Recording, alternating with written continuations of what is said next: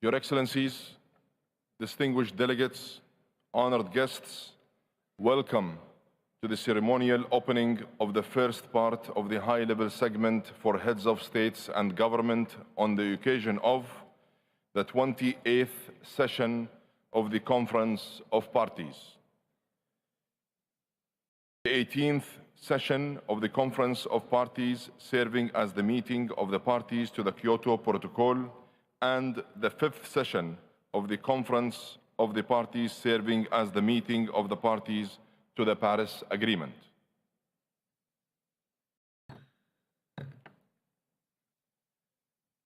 Your Highnesses, Your Excellencies, Presidents and Prime Ministers, I am deeply humbled and honored to have the opportunity to welcome you today. And allow me to begin by thanking all of you for your presence with us here in the United Arab Emirates. As the largest gathering of world leaders to attend a COP summit, you are collectively demonstrating your real commitment to climate action. Yesterday, on the first day of COP28, we collectively made history. We achieved consensus on a fund for climate impact response that will protect lives and livelihoods, especially the most vulnerable. Your leadership guided this consensus, and I thank you all. I'm very grateful that so many countries have already stepped up and made contributions to the fund. I hope many more will follow. In addition, I was thankful that the COP28 agenda was voted and agreed without any delay. This was also made possible by your support and full engagement. And it allows us to get down to work immediately on the key issues that we must address across the climate agenda. I will do everything in my power to channel the momentum you generate at this summit into an ambitious response to the global stocktake and to keep the North Star of 1.5 within reach. Excellencies, I am looking forward to hearing your national statements and commitments, and I count on your continued support to raise climate ambition and to translate those ambitions into real results. Thank you.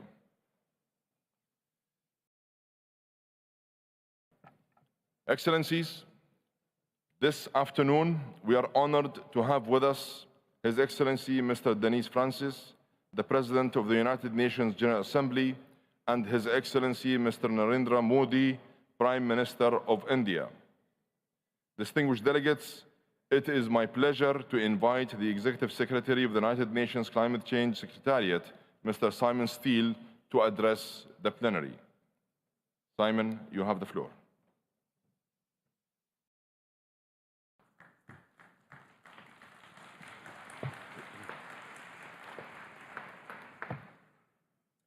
Excellencies, ministers, honorable guests, I must begin by thanking the United Arab Emirates for their warm hospitality here in Dubai.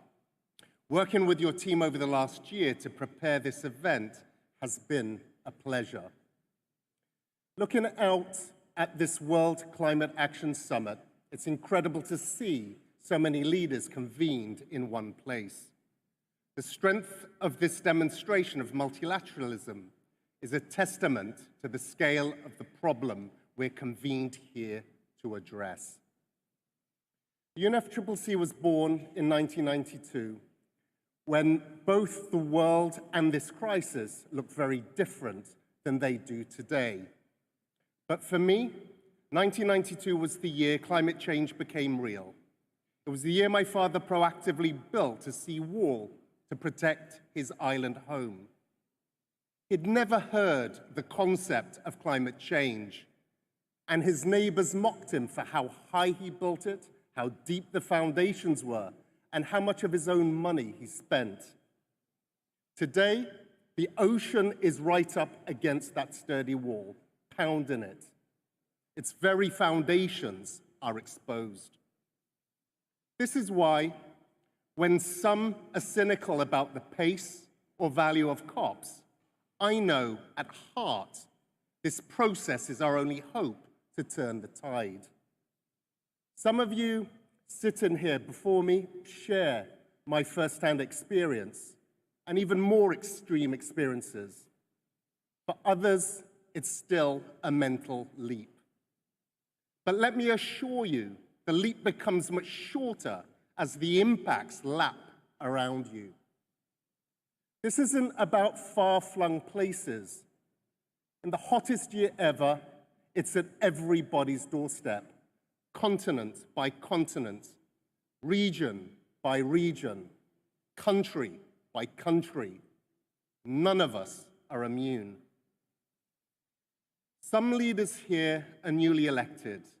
You have the whole term to plan ahead. Some leaders are here nearing the end of your term, more cautiously facing selection cycles. Both governed by the ebbs and flows of your political circumstances. I understand the realpolitik of your decision-making, but the climate crisis transcends these cycles. Empty promises, unfulfilled pledges, abandoned commitments after the photo ops won't help. It won't help the negotiators. It won't help your citizens. It is only by uniting in our fight will we rise to the expectations that COP28 will result in bold commitments. Bold commitments to bend the arch of global warming down from 3 degrees to 1.5. It's only by uniting in your commitment to doing this together that we'll fully respond to the needs of those affected and ensure that development and climate action are mutually reinforcing. It's only by focusing on understanding each other that we'll work out how to live in a fossil-free world. It's only by your leadership that we'll be able to use this global stocktake to accelerate the action taken thus far. Your political messages must translate into real, tangible action. Action that should be felt in the negotiating rooms. Action translated into the text that's gavelled on December the 12th. My job is simply to facilitate the process and make sure it's as fair, transparent, and just as possible. It's only the political signals you send today and their follow-up actions that can take us to a place beyond the encroaching seas. I thank you.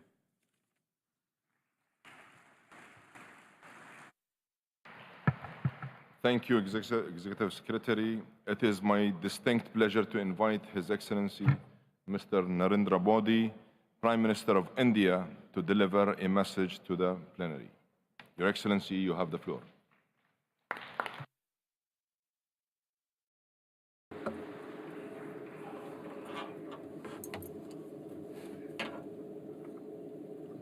Your Majesties, Your Majesties, Your Highnesses, Excellencies, Excellencies, Ladies and Gentlemen, Ladies and Gentlemen, 140 crore भारतीयों की ओर से I bring greetings to you from 1.4 billion Indians. सबसे पहले First of all, मैं आप सभी का I would like to express my gratitude to all of you today. आए गए You have always justice giving strength to my voice, supported me on issues of climate justice, climate finance, and green credit when these have been raised by me. सभी के प्रयासों से Thanks to our collective efforts, बड़ा है today the world is convinced that for the welfare of humanity, की सुरक्षा everyone's interests must be protected भागीदारी आवश्यक and everyone's participation is essential. Friends, Bharat ने India has presented economic a model of development to the world, के सामने of striking a great balance between ecology and economy. 17% Despite the fact that India is home to 17% of the world's population, our share of global carbon emissions is even less than 4%.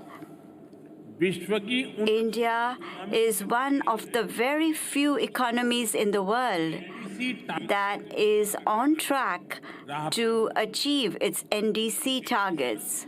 Intensity संबंध We have achieved our emissions intensity related targets 11 years ahead of the committed time frame. We have achieved our non-fossil fuel targets 9 years ahead of the committed time frame. And India did not just stop there. We remain ambitious. We have set targets to bring our emission intensity down to 45% by 2030. We have decided that we will increase the share of non-fossil fuel to 50%. हम 27 And we shall continue to move ahead in achieving our goal of net zero by 2070. Friends, during our G20 presidency, India gave high importance to the climate issue in the spirit of one earth, one family, one future. हमने मिलकर At G20, we agreed on a Green Development Pact for a sustainable future. Development We have agreed on the principles of lifestyles for sustainable development. Renewable and We have expressed our commitment to triple renewable energy by 2030 at a global level. Alternate fuels के लिए India has promoted alternate fuels, including hydrogen, and has also launched the Global Biofuels Alliance. इस We have together recognized that there is a need to take climate finance commitment from billions to several trillions. साथियों Friends, Glasgow में at Glasgow, I'll India launched in the Infrastructure Resilience Initiative for Island States.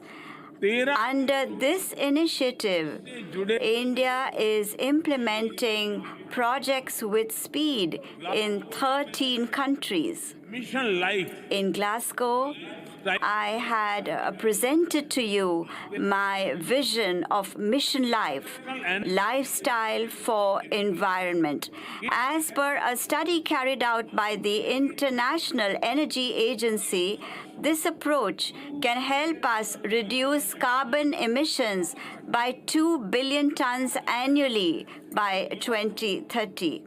Today, from this platform, I am calling for another pro-planet, proactive and positive initiative, green and that is the Green Credits Initiative. Credit की This is a mass campaign that goes beyond the commercial mindset associated with carbon credits.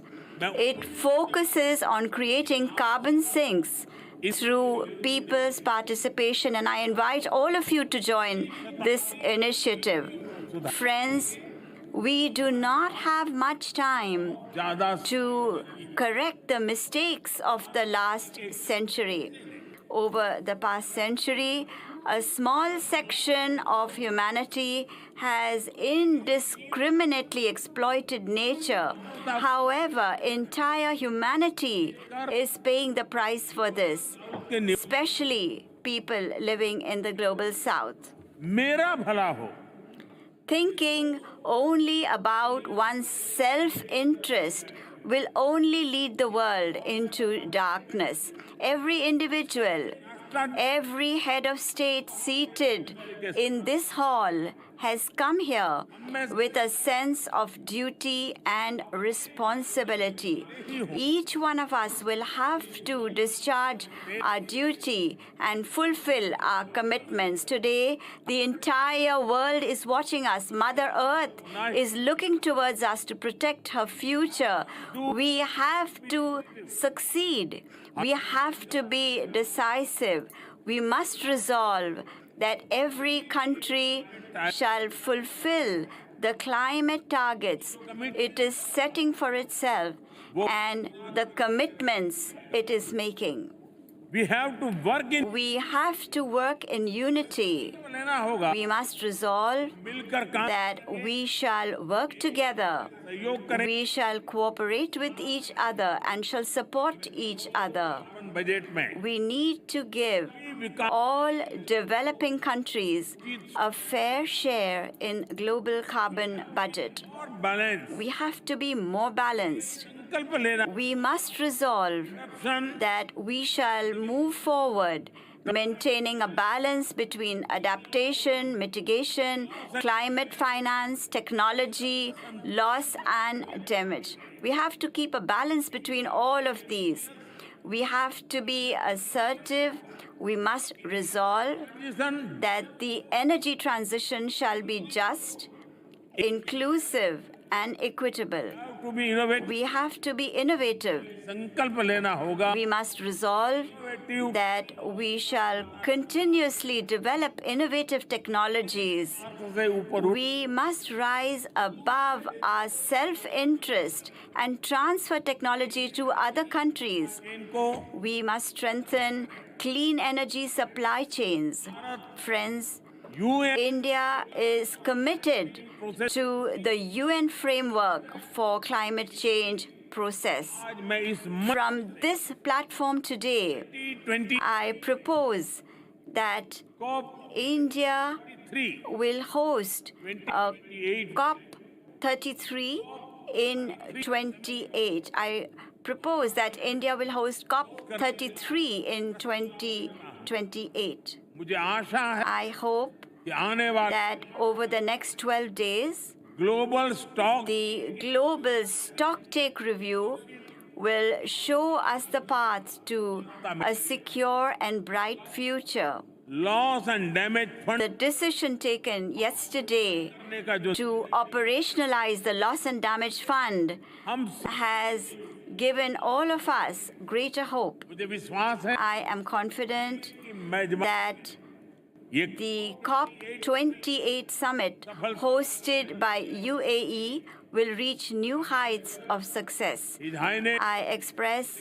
my gratitude to my brother, His Highness Sheikh Mohammed bin Zayed, and to the United Nations Secretary General, His Excellency Guterres, for giving me this special honor and opportunity.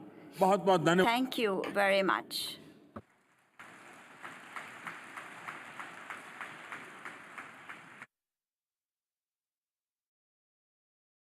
Thank you, Your Excellency. It is now my distinct pleasure to invite His Excellency Mr. Denis Francis, President of the United Nations General Assembly, to address the plenary. Your Excellency, you have the floor.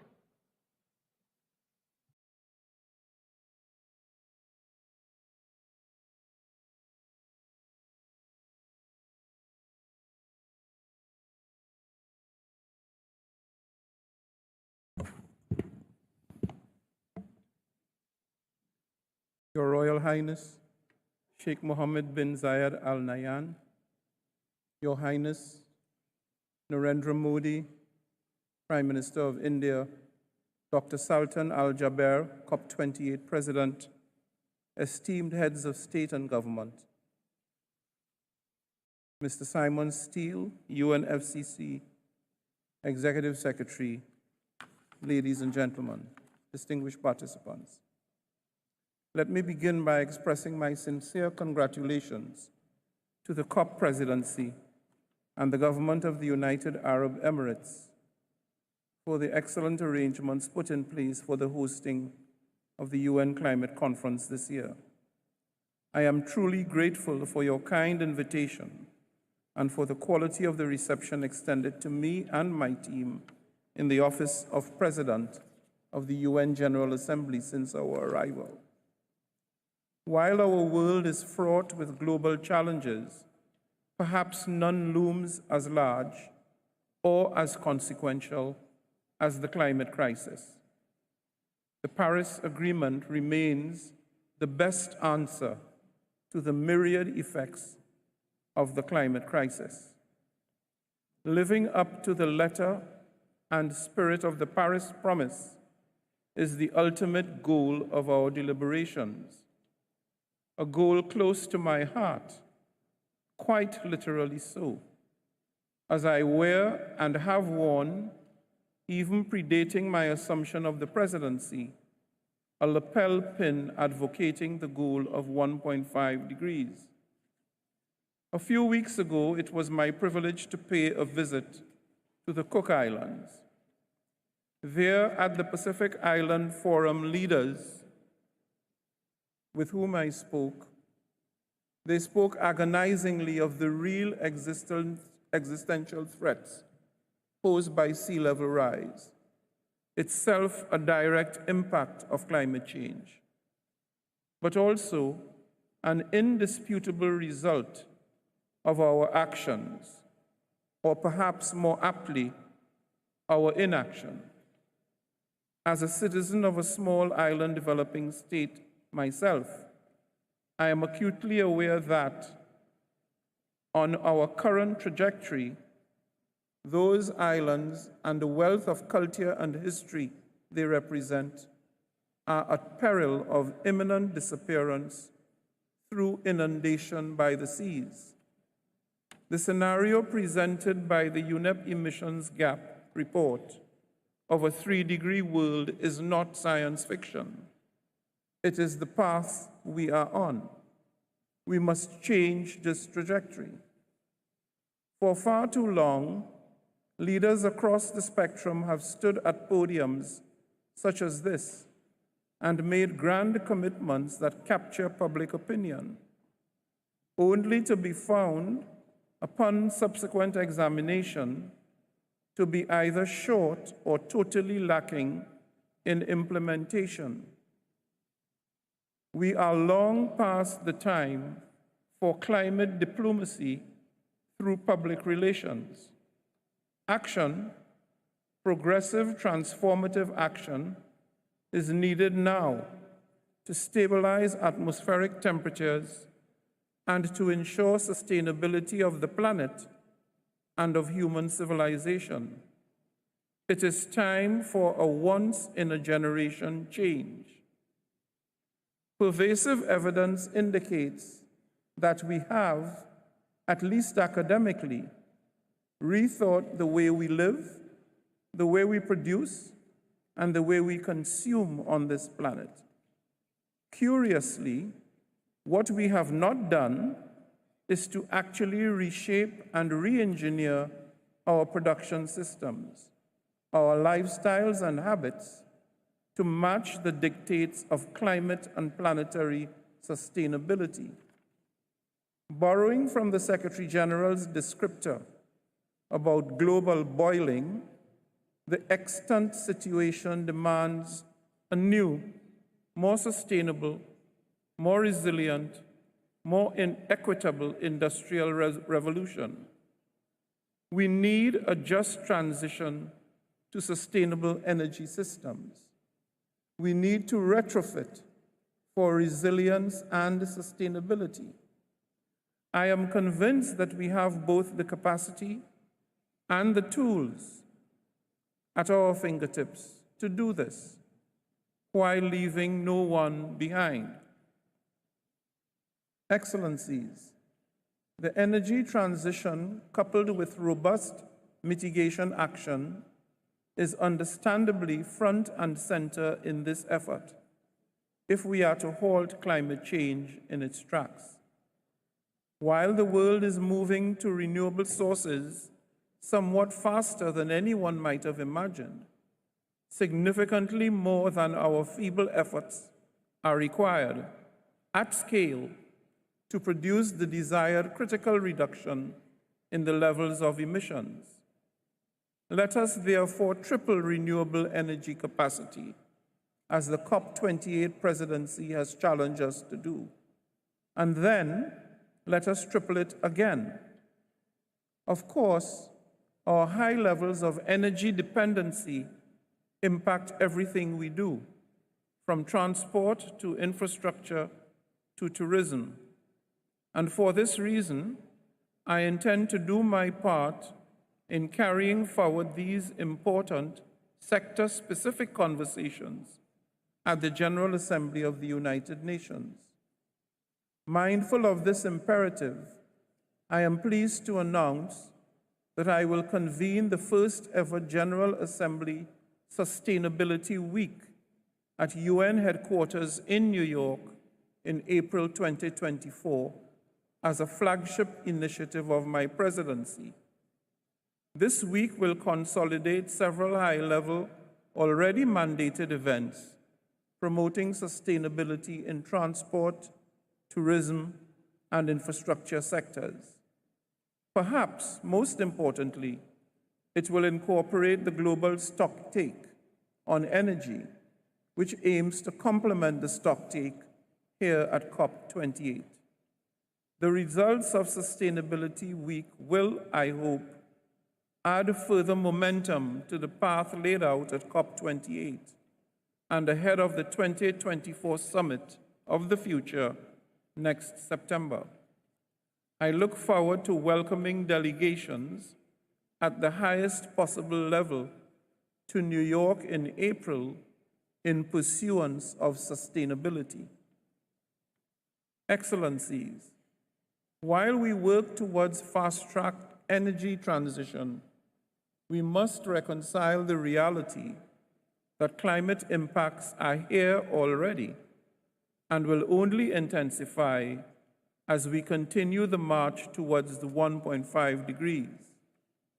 It is absolutely essential, therefore, that we deliver meaningful progress in specific relation to adaptation. Clearly, we need to shore up financing for adaptation. More accessible, more available, and more affordable financing from the international financial institutions must be unlocked. On this point, there is hope, and I welcome the capitalization of the Fund for Loss and Damage. Developing countries deserve no less. I make the plea, let us continue to build on this success. Let this be just the beginning. From building seawalls to designing drought-resistant crops, developing countries must receive the necessary financial and technical support for climate adaptation. And I applaud the efforts of partners to make community grants and financing more available and quickly accessible, as such funding is particularly important for small island developing states and marginalized communities on the front lines of climate change, as well as for vulnerable groups, especially women and girls. Such resources can help facilitate global and local early warning systems, as well as data and information services to better address extreme climate events. We need to not only be risk-informed, but also resilient at every level and across all stakeholders, thus leaving no one behind. Esteemed heads of state and government, excellencies, ladies and gentlemen, I am not just optimistic. I am convinced that we can emerge from Dubai with a triumvirate of undertakings, a threefold surge in renewable energy, a financial influx to propel sustainability, and a fortified support system for those confronting climate-induced vulnerabilities. Our collective resolve must echo louder than the challenges we face. Together we can make COP28 a decisive win for our people, for our communities, and for our planet.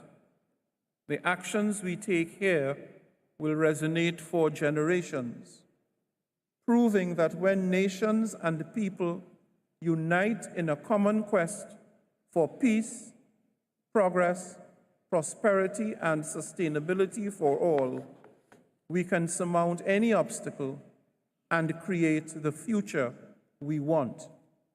Let's get it done. I thank you.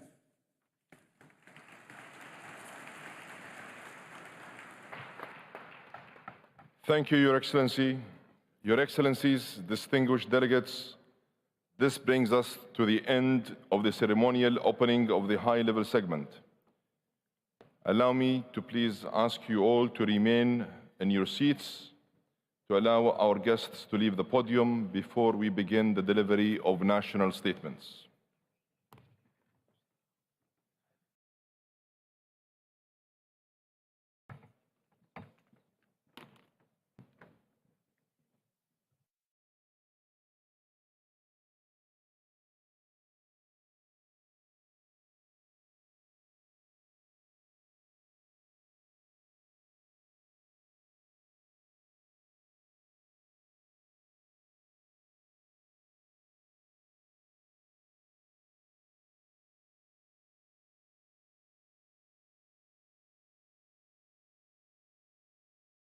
Your Excellencies, distinguished delegates, honorable guests, I now declare open joint second meeting of COP28, CMP 18 and CMA 5.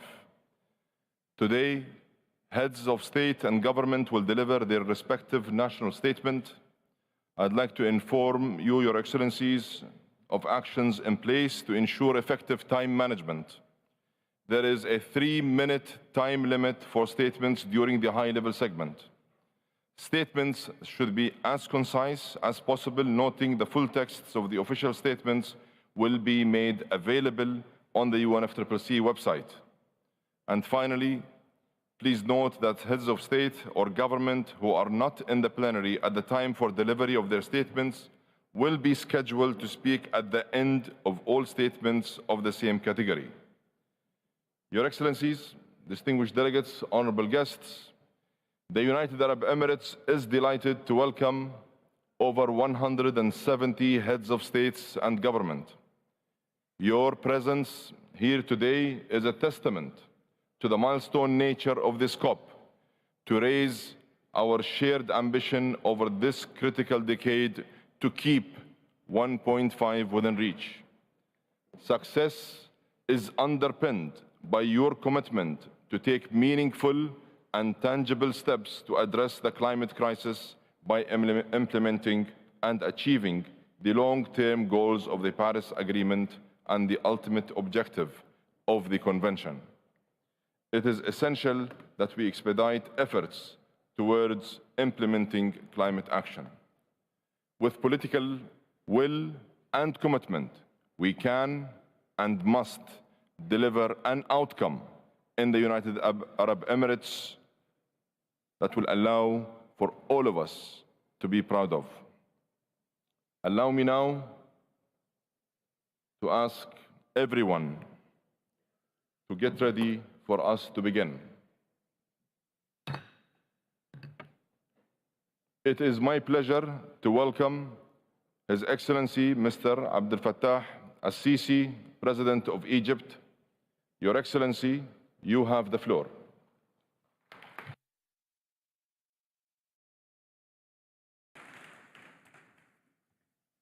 Thank you very much. Bismillah ar-Rahman ar-Rahim.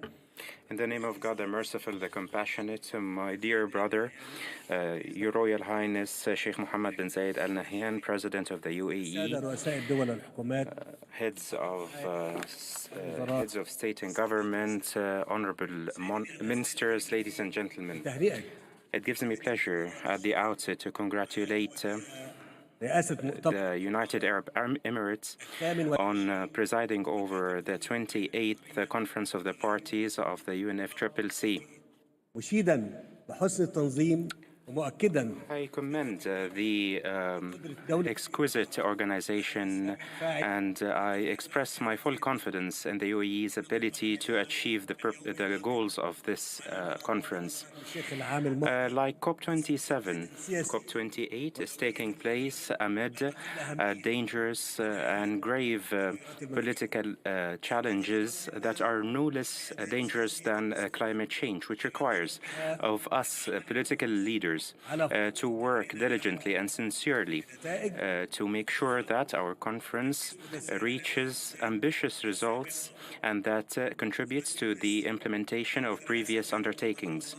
As president of COP27 in Sharm el-Sheikh and a country directly impacted by climate change, Egypt is well aware of the importance of reinforcing collective work to address the challenge of climate change and to guarantee eco-friendly development to preserve planet Earth for coming generation and to address the present impacts of climate change that exceed the capacities of countries, including or especially developing countries, to cope with them and their impacts on the different sectors of development. Ladies and gentlemen, our responsibility is to reaffirm that we are committed to implementing the procedures that we have agreed on in line with the Paris Accords and in line with the state of the art of science and in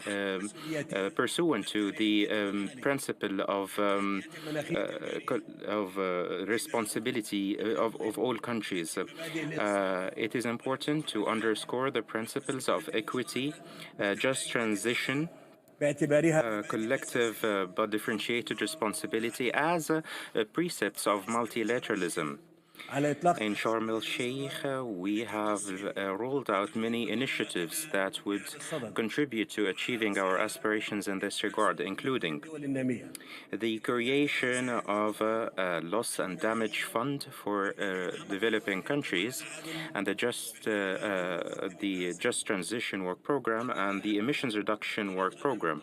We have also paved the way to a global goal for adaptation with climate change. In this framework, I'd like to express my appreciation of all of you in view of the results that we have seen this year in the discussions on the Just Transition or the Emissions Reduction Work Program in the sectors of energy and transport. We have also reached recommendations to operationalize their financing arrangements for developing countries, and we have also operationalized the relevant funds. The success of these efforts, however, hinges on the adequacy of financing and the funding arrangements in place, which necessitates that we have a joint view, including recommendations that would lead to the operationalization of all of these arrangements and to provide the necessary funding. Ladies and gentlemen, the achievement of all of these goals is possible if we work together in a spirit of cooperation and participation. Therefore, we call on the international community to take more ambitious steps in COP28 in Dubai and to expand the participation of communities and to refrain from any unilateral acts that only serve self-interests.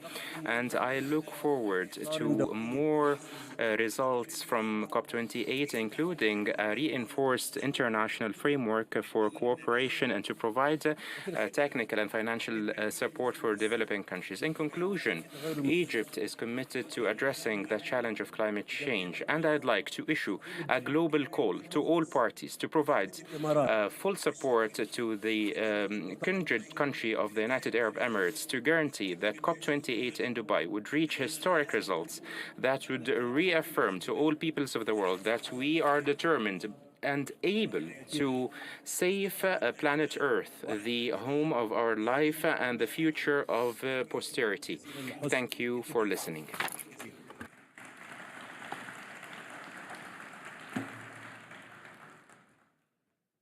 Thank you very much, Your Excellency. It is now my pleasure to welcome His Majesty King Abdullah ibn al-Hussein, King of Jordan. Your Majesty, you have the floor.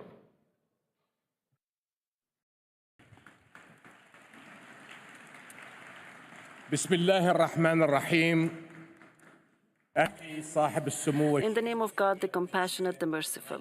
My dear brother, Your Highness, Sheikh Mohammed bin Zayed Al Nahyan, Mr. Secretary General, Mr. President, I would like to first express my deep thanks and appreciation to my brother, His Highness Sheikh Mohammed bin Zayed and the United Arab Emirates for successfully organizing this international summit. This year's conference of the parties must recognize, even more than ever, that we cannot talk about climate change in isolation from the humanitarian tragedies unfolding around us. As we speak, the Palestinian people are facing an immediate threat to their lives and well-being. In Gaza, over 1.7 million Palestinians have been displaced from their homes. Tens of thousands have been injured or killed in a region already on the front lines of climate change. The massive destruction of war makes the environmental threats of water scarcity and food insecurity even more severe. In Gaza, where people are living with little clean water and the bare minimum of food supplies, climate threats magnify the devastation of war. So, my friends, as we meet here today to talk about inclusivity in climate response, let's be inclusive of the most vulnerable.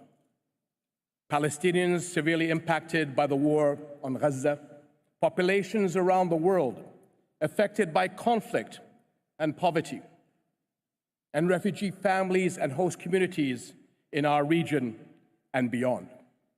To address the real dangers of food insecurity in Gaza, Jordan has brought together all international partners to coordinate on mechanisms for the sustainable provision of food supplies to the Strip.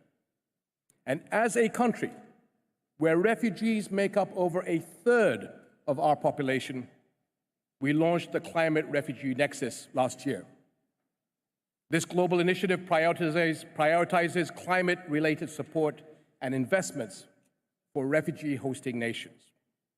We are truly grateful for the 58 countries that have supported this initiative so far. But much more needs to be done. My friends, Jordan contributes a slim 0.06% to global greenhouse gases. Yet we are greatly impacted by global climate change, which has caused threats to our scarce water resources, food sources, and ecodiversity. Today, Jordan's most ambitious and vital projects relate to water. A major national water project envisions desalinating Red Sea water from the Gulf of Aqaba and channeling it to major population areas. The National Water Conveyance Project will rely on renewable energy, a field where we have made significant strides. Our national energy strategy aims to generate 31% of electricity from renewables by 2030. Hybrid and electric vehicles represent 18% of our transport system. In other climate action, research at the Aqaba Marine Park will explore the unique resilience of the Red Sea's coral reefs to benefit the conservation and regeneration of coral reefs around the world. And I look forward to attending an event tomorrow on board the Ocean Explorer vessel to highlight this initiative. Nationally, with a strong talent pool of young entrepreneurs and qualified engineers, we are pressing forward with solutions in climate-smart agriculture, water conservation, clean energy innovations, and more. And some of our innovators are showcasing their work here at COP28. Jordan also launched its Green Finance Strategy, the first in the region, and we issued our first green bond earlier this year. So, my friends, despite the challenges, Jordan has set an example in the region as a climate action pioneer and is emerging as a green tech hub. Yet, just as the impact of climate change does not take place in a vacuum, no country's response succeeds alone. The global stocktake has shown us that our world is still far behind in achieving the goals set by the Paris Agreement. As we work to catch up on the lost time and progress, we cannot forget the most vulnerable. Conflict-ridden communities, refugees, and developing countries must not be left alone to face a global problem. Nor can we stand by as the massive destruction of a relentless war in Gaza threatens more people and holds back progress towards a better global future. Current and future generations will hold us all accountable. Thank you very much.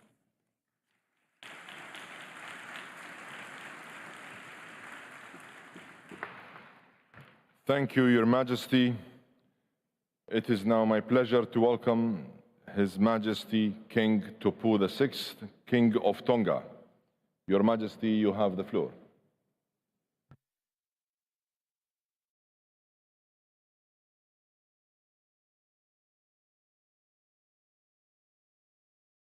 Your Highness Sheikh Mohammed bin Zayed Al Nahyan, President of the United Arab Emirates, Your Majesties, Your Excellencies, ladies and gentlemen, allow me to add my congratulations to the government and people of the United Arab Emirates for hosting COP28.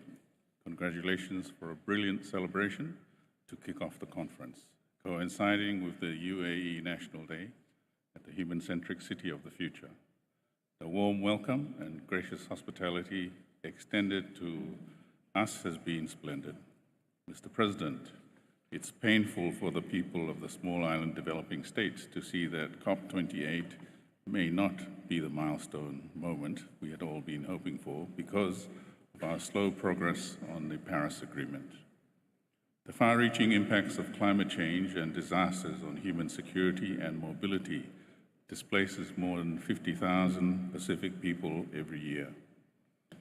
At the 52nd Pacific Islands Forum last month, leaders endorsed the Pacific Partnership for Prosperity as a political prioritization process to mobilize resources to empower Pacific people to bring about transformational change through national and regional development.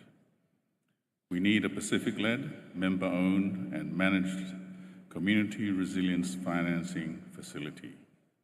We recognize Australia and New Zealand's commitments, and I therefore strongly urge all partners to contribute to funding the establishment of a Pacific Resilience Facility. We are ocean people. The ocean is our lifeblood. It feeds us, it is our mode of transportation, and part of our deep-seated culture, making COP28 and the themes outlined by UAE right in line with major gaps and challenges that Tonga and small island development states are experiencing in the areas of technology, innovation, inclusion, frontline communities, and finance. The 2050 strategy for the Blue Pacific continent sees Pacific Island countries embarking on a blue technological revolution with innovation at the center, seeking to develop and deploy SIDS-appropriate technologies and looking at ways to improve climate resilience of the majority of the Tongan population.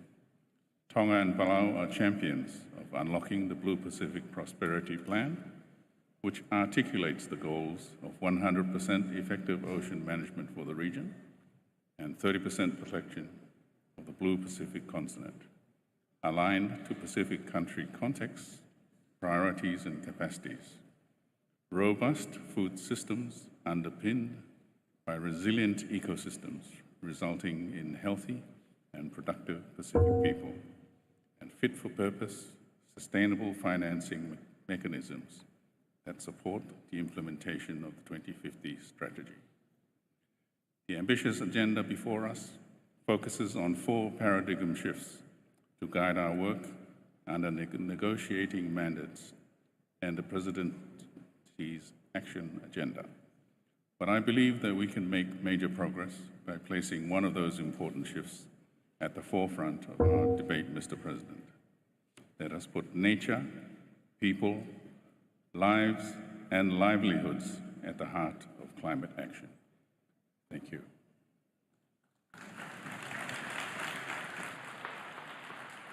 Thank you, Your Majesty. It is my pleasure to welcome His Majesty Sultan Haji Hassanullah Bilqay, Sultan of Brunei. Your Majesty, you have the floor.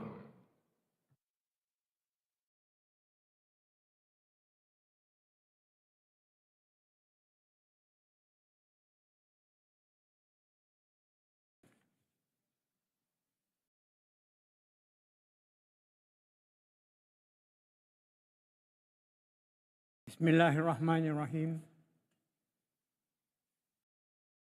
His Excellency, President of COP28, Honorable Heads of States and Government, Excellencies,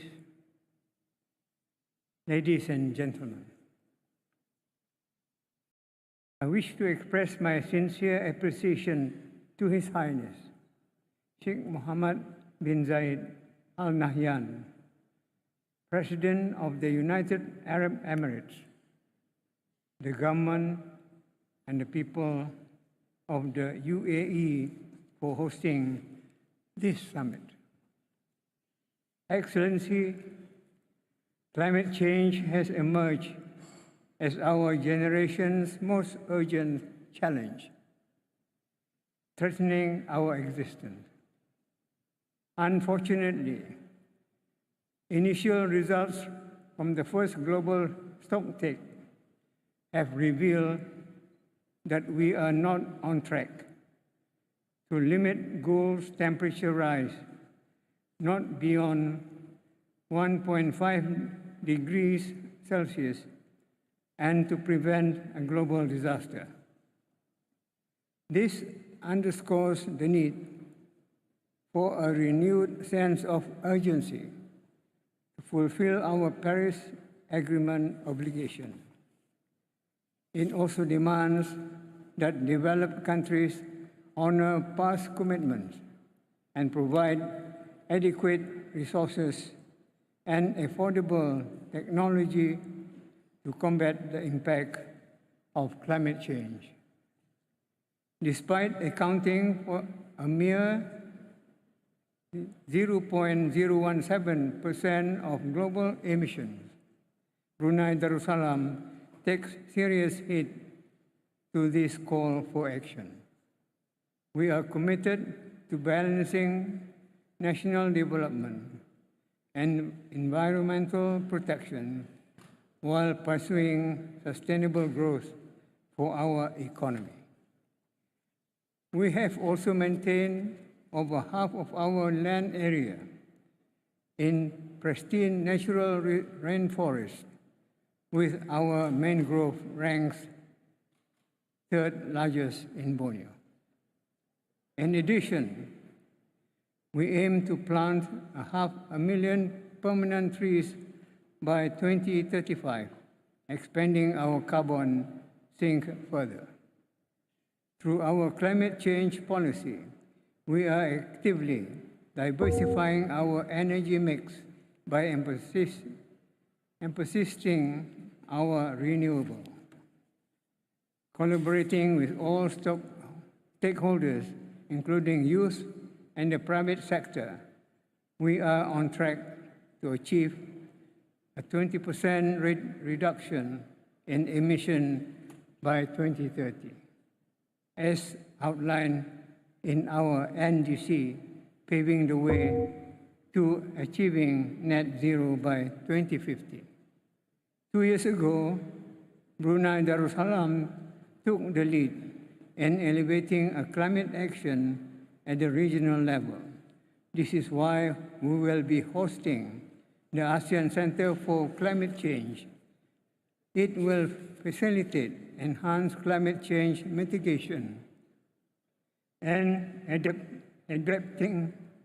adaptation efforts across Southeast Asia through research, analysis, data exchange, and policy recommendations. Therefore, we welcome support and cooperation from all interested member states and international organizations to make this center meaningfully contribute regionally and to our global efforts. Thank you.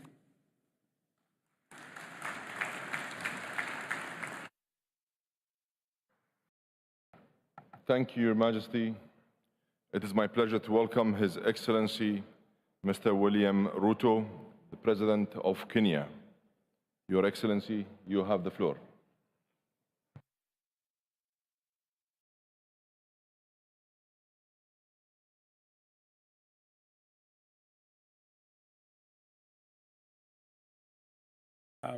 Your Excellency, the COP President,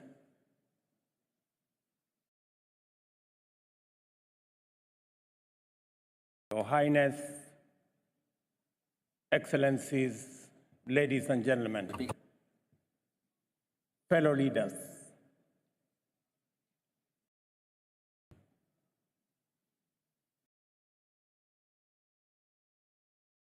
His Highness Sheikh Mohammed bin Zayed Al Nahyan, UN Secretary General, fellow leaders, as we convene here in Dubai, we must appreciate that the presence of almost 200 nations speaks volumes about the magnitude of this global event and what it stands for.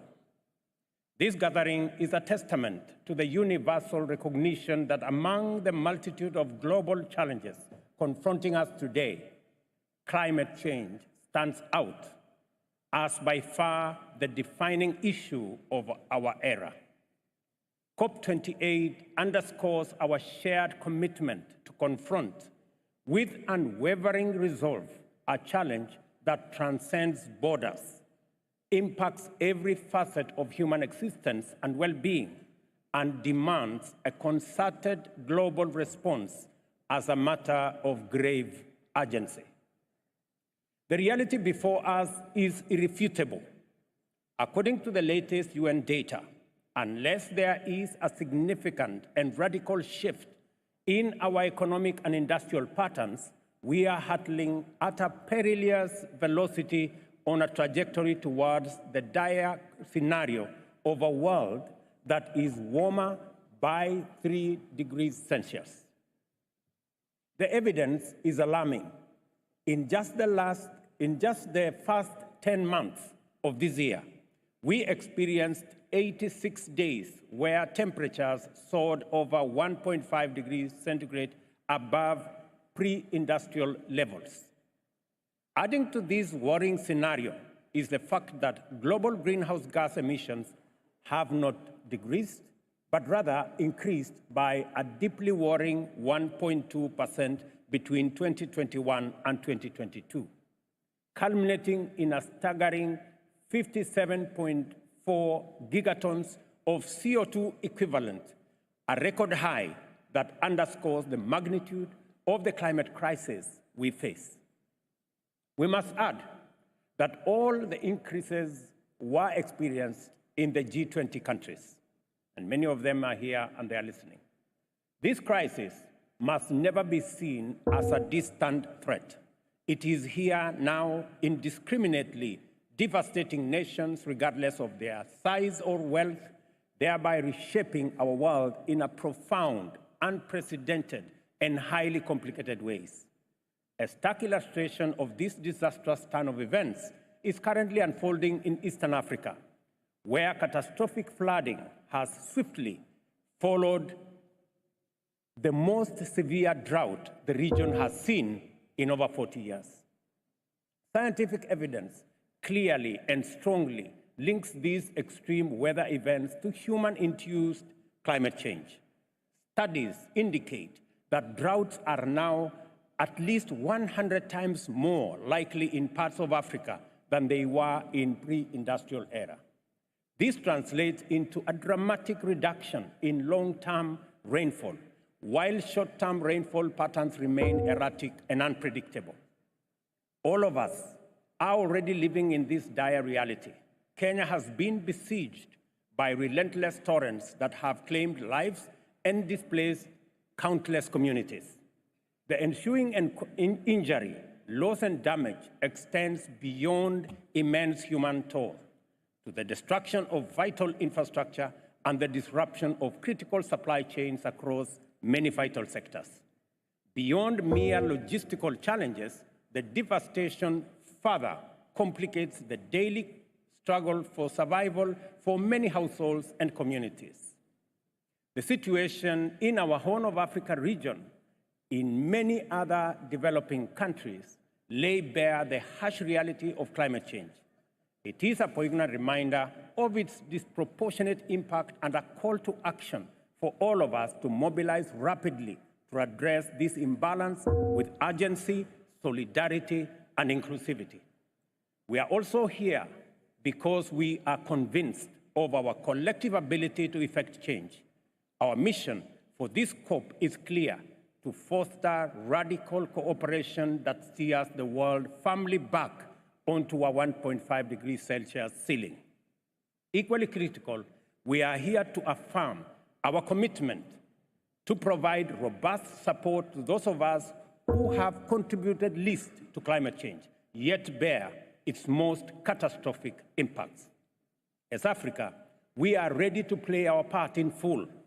The Nairobi Declaration, which we adopted at the conclusion of the first Africa Climate Summit, set out the vision and pathway for Africa to be a vital part of the global solution to the existential climate challenge we face. The declaration captures the consensus of the African government leaders for climate-positive growth that harnesses our ample human natural resources. It commits us to triple renewable energy capacity, establish green manufacturing, halt and reverse deforestation, promote sustainable agriculture, promote nature-based solutions, support the global call to phase down coal plants and eliminate inefficient fossil fuel production subsidies, and further amplify calls for a new global financial architecture and global carbon tax. In Kenya, we have transformed this vision into tangible goals. Our plan is ambitious to expand our current energy capacity of approximately 3 gigawatts to 100 gigawatts of entirely renewable power by 2050 as a cornerstone of our green industrialization strategy. This level of ambition must be matched by the global commitment to achieve concrete, action-oriented outcomes. The first global stocktake at this COP is not just a checkpoint. It is a crucial step forward in our collective response to climate change. It must therefore encompass strategies for mitigation, adaptation, addressing loss and damage, and fundamentally, the means of its implementation. Such a comprehensive approach will pave the way for a more inclusive and robust set of nationally determined contributions in the next cycle. At the heart of our discussion at this COP28 must be a package of ambitious energy transition and investment goals and incentives aligned with our commitment to maintain a global temperatures within 1.5 degree limit. This entails a pledge to triple renewable energy capacity and double energy efficiency by 2030, alongside a significant reduction in fossil fuel dependency. I commend my brother, the COP presidency, for their efforts to converge the world around this global call. The strong participation of traditional hydrocarbon energy leaders in this global endeavor has transformed the conversation and brought us closer to consensus based on democratic inclusion and the best spirit of collective action, as well as multilateralism. Notably, the vision demands deliberate support for developing countries. In the past 2 decades, only 2% of the $3 trillion invested globally in renewable energy has reached Africa, despite the continent's vast resource endowments and great need for investment. The consequences of this investment gap are starkly evident. More than 600 million Africans are deprived of basic energy services, which are fundamental to dignified living and access to essential services such as healthcare and education. The challenge is compounded by the fact that nearly 1 billion people in Africa do not have access to clean cooking amenities. A tendency to ignore Africa's developmental and industrialization needs and the failure to invest in our burgeoning young generation is no longer a tenable proposition. We cannot afford to neglect the immense potential or ignore the pressing needs of a continent on the cusp of transformative growth. Turning Africa into a green powerhouse is not just essential for the continent, it is also vital for global industrialization, decarbonization. Going forward, clear, actionable roadmaps for implementations are required. In turn, these call for a unified global effort to mobilize the necessary capital for both development and climate action. To echo the consensus projected at the Paris Summit, we must establish a new global financing pact which ensures that no country is ever forced to choose between its development aspirations and necessary climate action. Fundamentally, this is a call for an integrated approach where economic growth and developmental sustainability are not mutually exclusive, but are pursued in tandem for the greater global good. Finally, the urgency and magnitude of our task calls for far greater transformation than the incremental progress we have seen over the past 30 years. We need to execute quantum leaps in terms of both our strategic actions and technological innovation.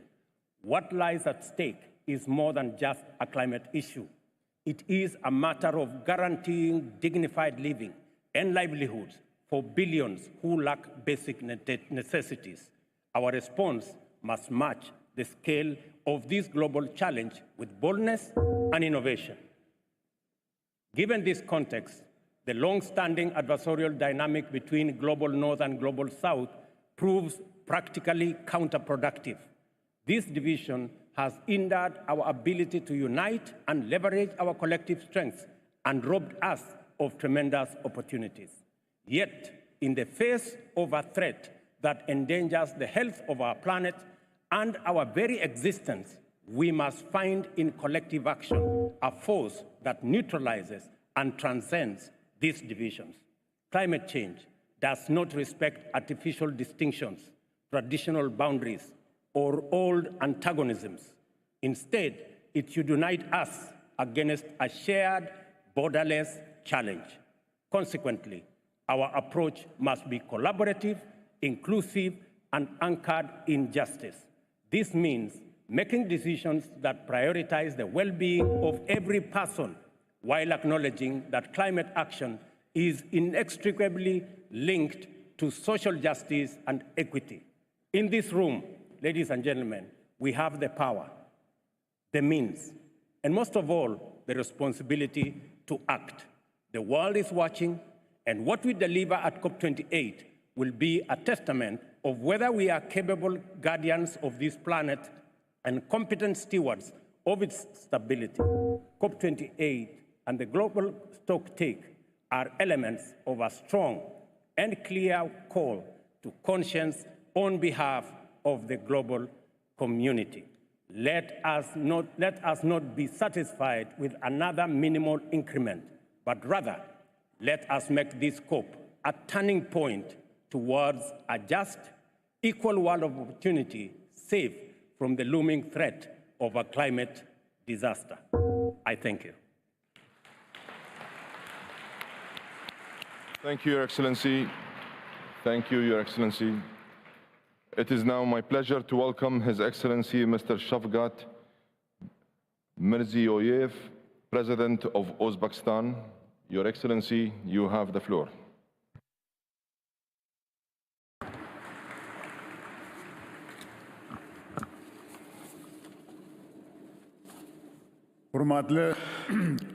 Distinguished heads of delegations, I echo the words of sincere gratitude to the President of the United Arab Emirates, His Highness Mohammed bin Zayed Al Nahyan, for the invitation to this undoubtedly historic summit and the exceptional organization of the forum. We commend the global initiative of the United Arab Emirates in combating climate change and its significant contribution to green development. I take this opportunity to extend my heartfelt congratulations to the United Arab Emirates on the National Day and wish continued prosperity to its people. Dear participants of the summit, the climate problems have already turned into a main threat to global sustainable development. These challenges are even affecting the global geopolitical landscape. The adverse effects of climate change are particularly evident in Central Asia and its neighboring regions due to one of the most tragic contemporary environmental disasters, the Aral Sea catastrophe. In this regard, I would like to draw your attention to the following facts. In our region, the increase in air temperature is twice as high as global average indicator. In recent years, the number of extremely hot days has increased 2 times, and 1/3 of the glaciers have melted down completely. The soil erosion is impacting the lifestyle of over 30 million people in our region. Strong sand and dust storms are becoming a new normal. Water scarcity, air pollution, loss of biodiversity, and a sharp yield decrease in agriculture are ever growing. In short, these global challenges are reaching their peak point in our vast region. Esteemed participants of the summit, transition to a green economy and achieving carbon neutrality are the key strategic objectives of new Uzbekistan. In recent years, the share of alternative energy in our country has doubled. In cooperation with the United Arab Emirates, Saudi Arabia, Qatar, China, Turkey, and other foreign partners, we are working on creating 25 gigawatts of renewable energy capacity by 2030. We have made first practical steps on green hydrogen production as part of the Yashil Makan Green Space Initiative. 1 billion trees are being planted in our country. We intend to increase the area of green zones in cities to 30% in order to create a resilient protective belt on this is a exhibit of the Aral Sea. We have planted forests on the area of over 2 million hectares. With your permission, I would like to share the following proposals. First, we call for finalization of the global climate change adaptation framework as part of the Paris Agreement. We are developing the adaptation strategy within the Central Asian Climate Dialogue Platform. Additionally, we highly value yesterday's agreement on the establishment of loss and damage funds. Second, global transition to a low-carbon economy must be fair, transparent, and inclusive. The interests of developing countries that are suffering great losses due to climate change must be taken into account. It would be expedient to consider these urgent problems as part of G7 and G20 agendas. Third, in accordance with the resolution of the United Nations General Assembly, we are keen to transform the Aral Sea region from environmental disaster zone to a hub of innovations, technology, and new opportunities. In order to implement advanced knowledge, experience, and solutions in this region, I invite you all to a close cooperation to set up an international climate technology expo hub.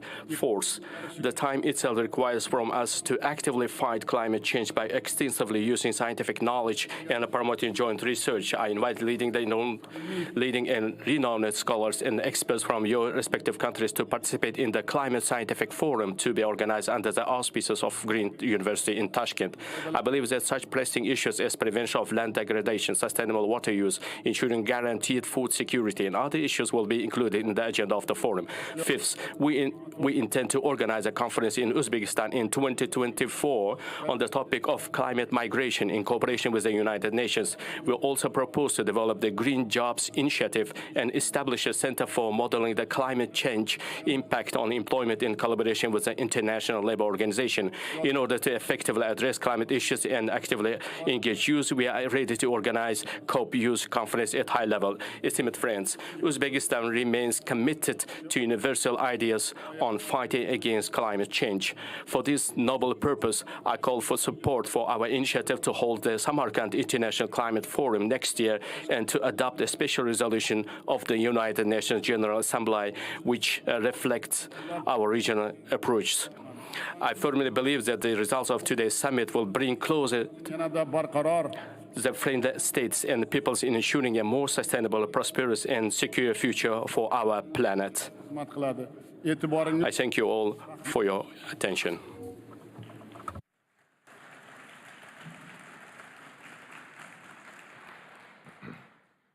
Thank you, Your Excellency.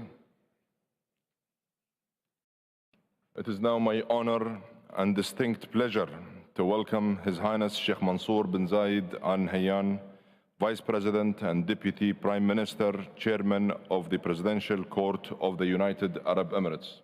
Your Highness, you have the floor.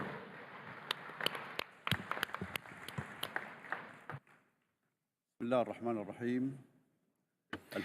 the name of God, the Merciful, the Compassionate, dear participants, peace and blessings be upon you. We welcome you to the United Arab Emirates, the country sums up the whole world and that has grand ambitions for a world that enjoys peace and progress. We work today for tomorrow and we cooperate for the generations of the future. History teaches us that without cooperation we wouldn't have reached this level of progress. The success of humanity was only a result of the scientific cooperation and the cultural communication and the exchange of knowledge. This has gone on for thousands of years, and peoples and countries have exchanged for millennia. In the name and on behalf of the people of the UAE, we affirm that we are serious in our quest to address climate change. We were the first to pledge to achieve carbon neutrality by 2050. We have allocated $163 billion for expansion of renewables and to transition towards new and renewable energies. His Royal Highness Sheikh Mohammed bin Zayed Al Nahyan, may God protect him, has announced that the creation of a fund worth of $30 billion to diversify and to support climate action. We also have a governmental working group that leads our agenda of climate action. We take pride in hosting the world and this global climate action summit. Again, we welcome you in the United Arab Emirates, and we reaffirm our firm commitment to work for Earth.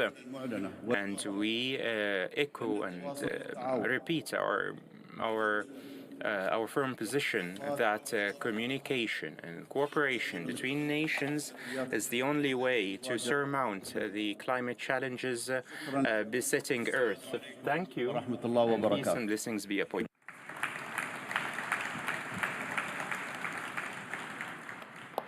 Thank you, Your Highness. It is my pleasure to welcome His Excellency Mr. Luiz Inácio Lula da Silva, President of Brazil. Your Excellency, you have the floor.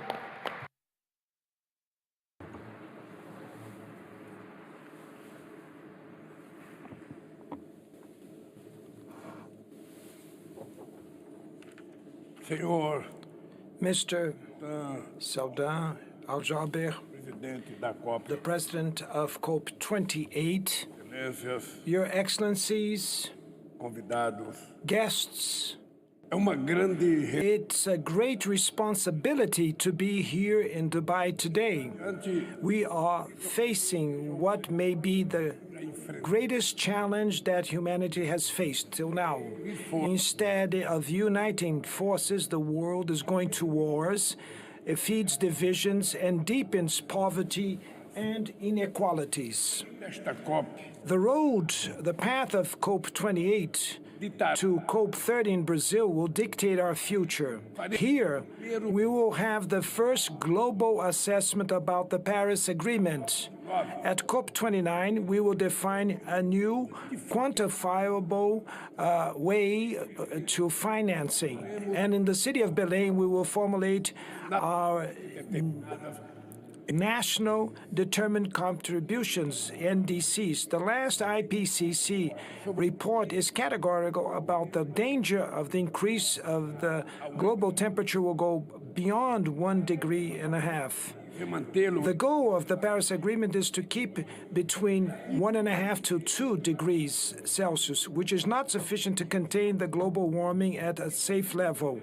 We have a collective problem of inanition or a lack of ambition. The NDCs that we have today are not being implemented in the pace that we expected. And even if they were, they would not keep the temperature below the limit or the cap of 1.5 degrees Celsius.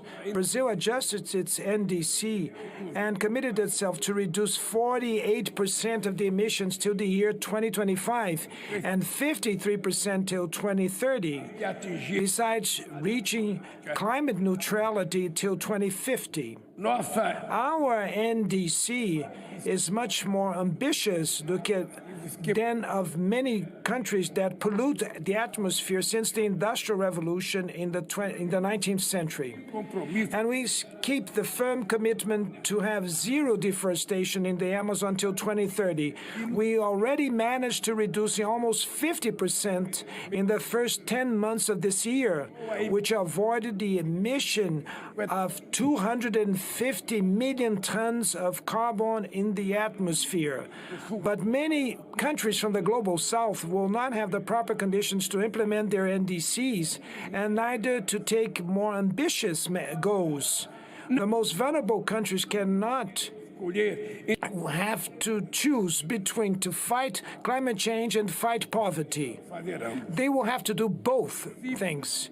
The principle of common responsibility but differentiated is unnegotiable. To threat that goes against any basic notion of climate fairness. This notion demands that we should comply with the obligations for financing and technology transfer. It is unacceptable that the promise of $100 billion per year that was taken by the developed countries doesn't get out of a piece of paper, while just in the year 2021, the military expenses reached $2 trillion. In Brazil, the climate emergency is already a reality. The Amazon region is going through, in this moment, an unprecedented drought. The level of the rivers is the lowest in 120 years. I could never imagine that this would happen in a place where we have the greatest reservoir of fresh water of the world. But the future of the Amazon doesn't rely only on the Amazonians. The deforestation of the world only answers for 10% of the global emissions.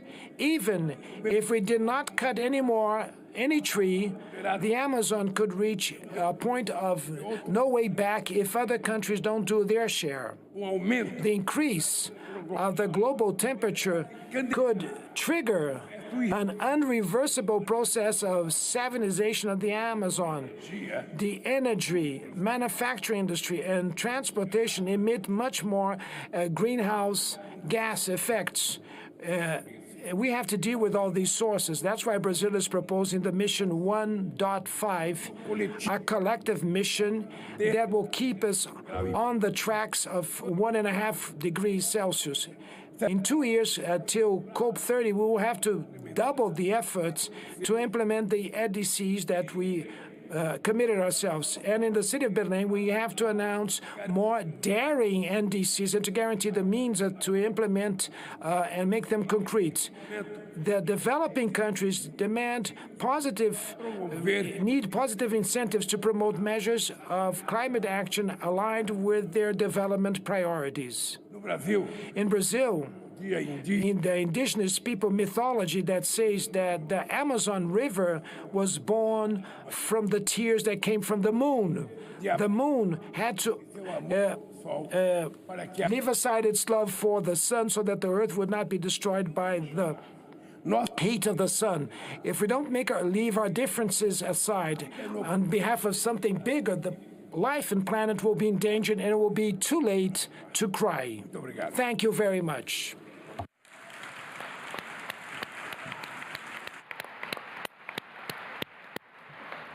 Thank you. Thank you, Your Excellency.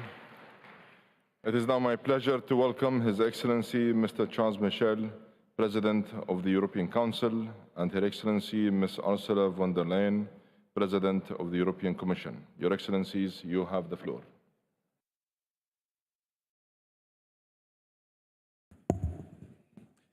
Monsieur le Président de la COP28, Mr. COP28 President, Excellencies, en vos titres et qualités, ladies and gentlemen, des inondations qui ravagent, there are floods that cause devastation, fires as well. Uprooted and displaced populations. Continent n'échappe à la no longer can any continent escape the tragedy of climate change. La science, and however, science, knowledge, reason connaître le diagnostic have led us to the diagnosis, not only the diagnosis, but we are also aware of the solution. We need to maintain the goal of 1.5 degrees, and we must, as soon as possible, rid ourselves of our dependence on fossil fuels, which puts our shared future in danger. Ladies and gentlemen, this summit is not just a conference. This summit is in reality a review of our conscience even, having a global stocktake of the Paris Agreement, and above all, acting more and acting faster. We welcome the leadership of Antonio Guterres. We also welcome the manner in which the UAE has been committed to making this COP a success. For its part, the EU is fully mobilized and committed. We would like to continue to play a driving role. The climate transition and our Green Deal development program will see us implementing packages of measures which will radically transform our economic development paradigm. We will make progress with a 30% reduction in emissions since 1990. We believe in the carbon mechanism to continue making progress, and we call on others to support us. We would like to triple renewables and double the energy efficiency, and we will be supporting developing countries. We express our solidarity, and we know it is our responsibility. This is an issue of trust. This is why we will honor our commitments of 100 billion euros, 23 million raised this year by the EU. We are committed to a just transition, and we are mobilized to support the Loss and Damage Fund. 220 million was announced yesterday by the EU as a team. We also support the reform of various institutions. We would like more justice and inclusion. The World Bank had 7 times the capitalization as compared to before, and the EU is very loyal and committed. Because the earth belongs to all of us, it belongs to our children. This is not a publicity slogan. This is an existential reality. The decade that is opening up is crucial. We are fully mobilized to work alongside all of you to protect humanity. I thank you.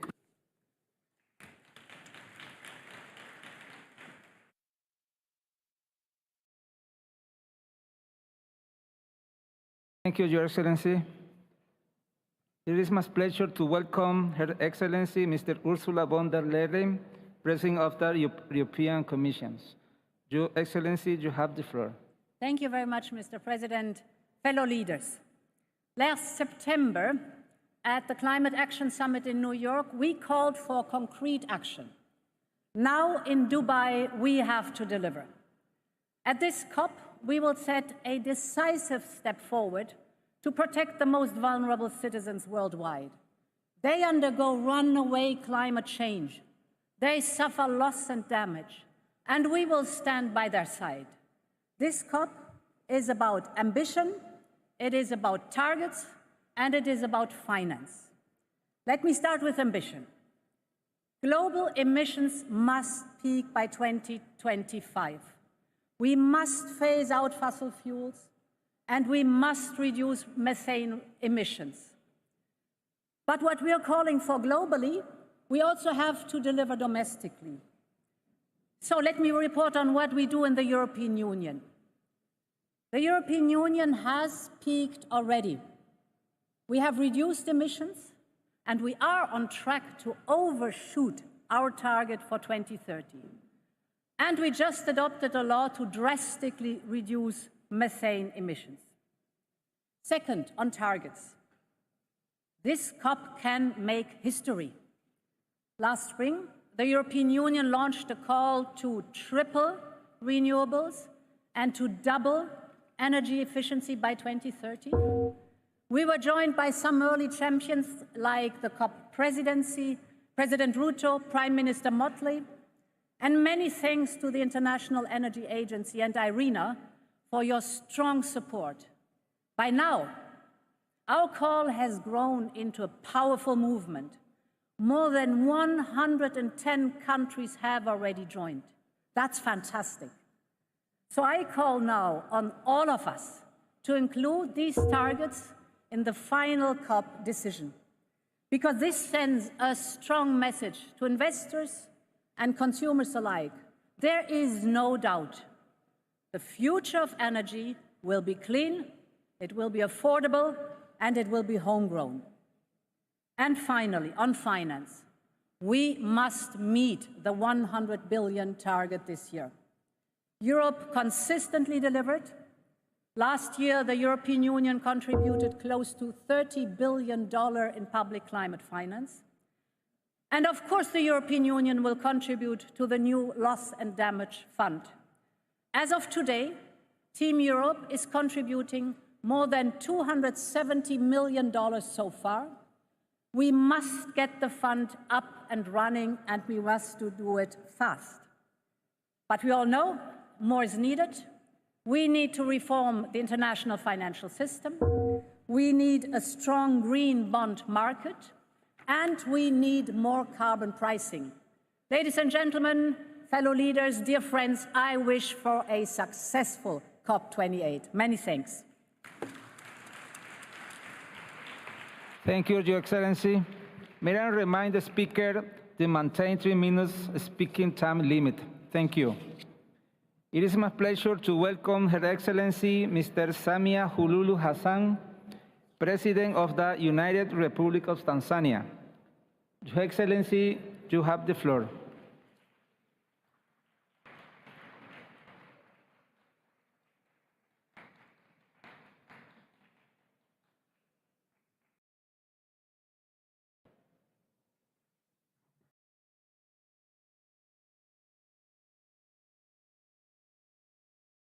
Your Excellency, President of COP28, Your Highnesses and Majesties, Excellencies, ladies and gentlemen, in Copenhagen, we committed $100 billion annually for climate action. though far less than required, it is still not forthcoming. In Paris, we resolved to keep warming below 1.5 degrees Celsius.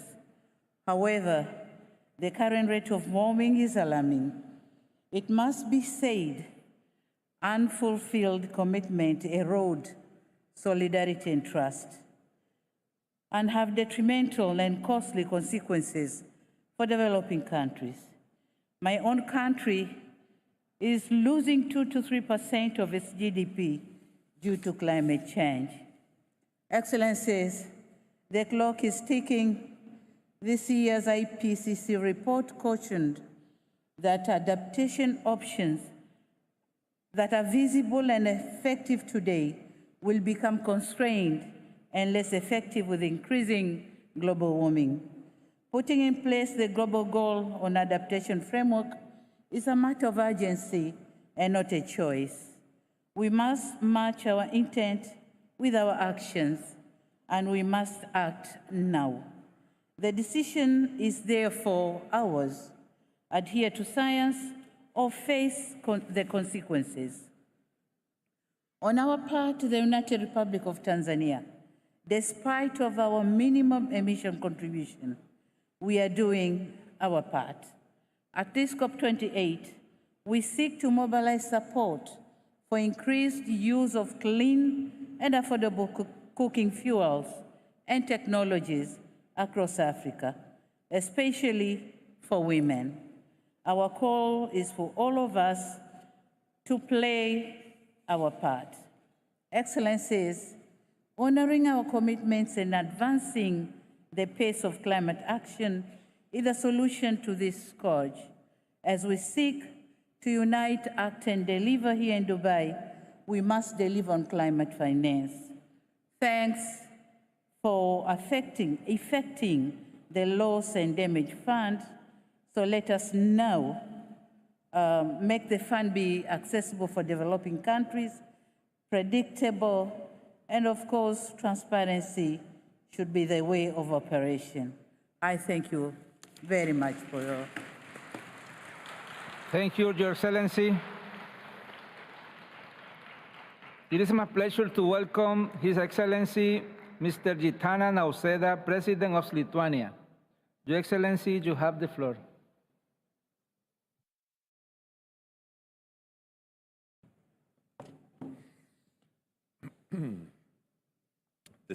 Distinguished colleagues, ladies and gentlemen, every year we come together to talk about the need for change. To get the change we so desperately need, we must become the change.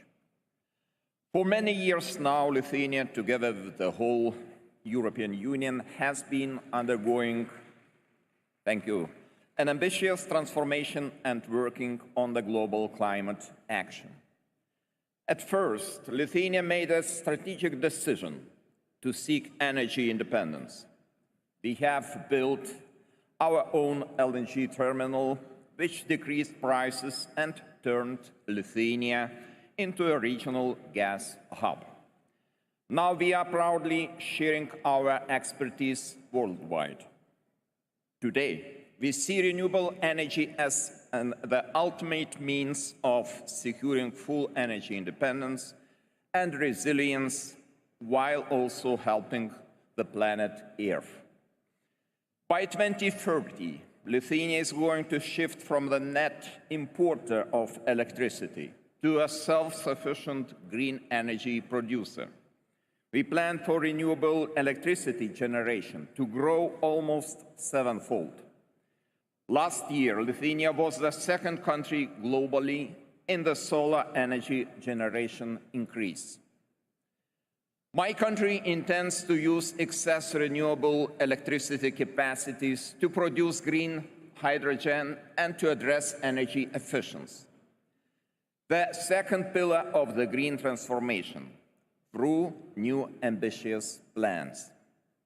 Our general aim is to achieve a 70% reduction in greenhouse gas emissions by 2030 compared to 1990 levels, and to become climate neutral by 2050.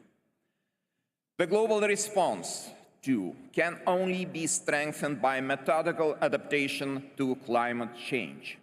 We must all seek to be more resilient, to change our habits, and to reduce existing vulnerabilities.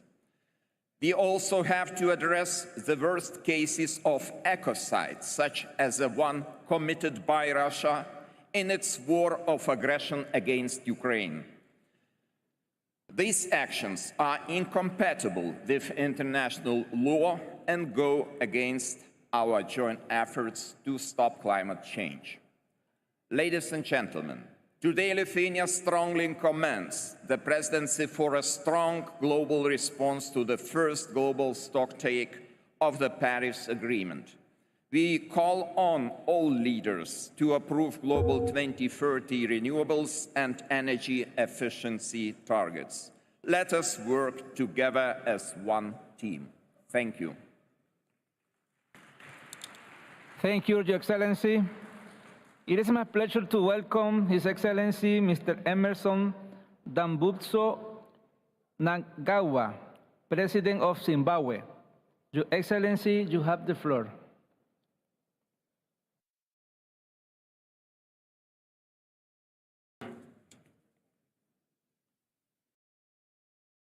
Your Excellencies, Heads of State and Government, allow me to express my sincere gratitude to the government and people of the United Arab Emirates for successfully hosting this COP28 and for the hospitality extended to me and my delegation since our arrival here. Zimbabwe, like many other nations, continues to suffer from the negative socio-economic impacts of increased frequency of droughts, heightened intensity of tropical cyclones, and other severe weather events. No country can adapt to or mitigate these impacts alone. The ambitious emissions reductions expected from developed countries are urgent and critical to prevent a climate catastrophe. This is critical to ensure that vulnerable communities and workers in traditional industries are not left behind, and that the transition benefits all while also creating decent green jobs and promoting social and economic stability. The global economic system, the ways we produce and consume, and the resource we use to support economic growth must all undergo drastic changes in order to meaningfully implement the goals of the Paris Agreement. Zimbabwe is walking the talk on its revised nationally determined contributions. We are offering diverse opportunities for carbon trading in the energy sector through investments in solar, wind, mini hydro, and geothermal power generation. However, the illegal economic sanctions imposed on our country are inadvertently hindering climate action by impeding progress in our quest to address environmental challenges. We reiterate our calls for the immediate and unconditional lifting of these heinous sanctions. Aspects related to sustainable methods for increased agriculture production and productivity remain essential to our ability to feed ourselves. We welcome the first global stocktake at this COP28, which should help us to continuously review, improve, and transparently disclose our climate plans. This COP28 is called upon to persist in the mobilization of resources and adopting clear strategies for achieving the promised 100 billion climate finance. Let us all fulfill our responsibilities and use this gathering as another opportunity to carve out a sustainable future for the generations to come. May history remember us as those who took bold and resolute action to preserve our planet. I thank you. Thank you, Your Excellency. It is my pleasure to welcome His Excellency Mr. Umaro Sissoko Embalo, President of Guinea-Bissau. Your Excellency, you have the floor.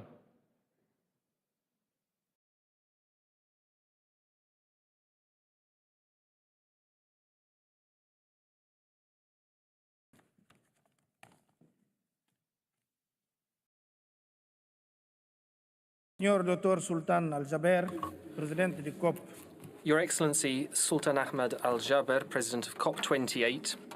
Ladies and gentlemen, like many West African countries, Guinea-Bissau is particularly exposed to climate change. Our coastal communities face rising sea levels, and our harvests are impacted by increasingly unpredictable weather patterns, and we face a loss of biodiversity.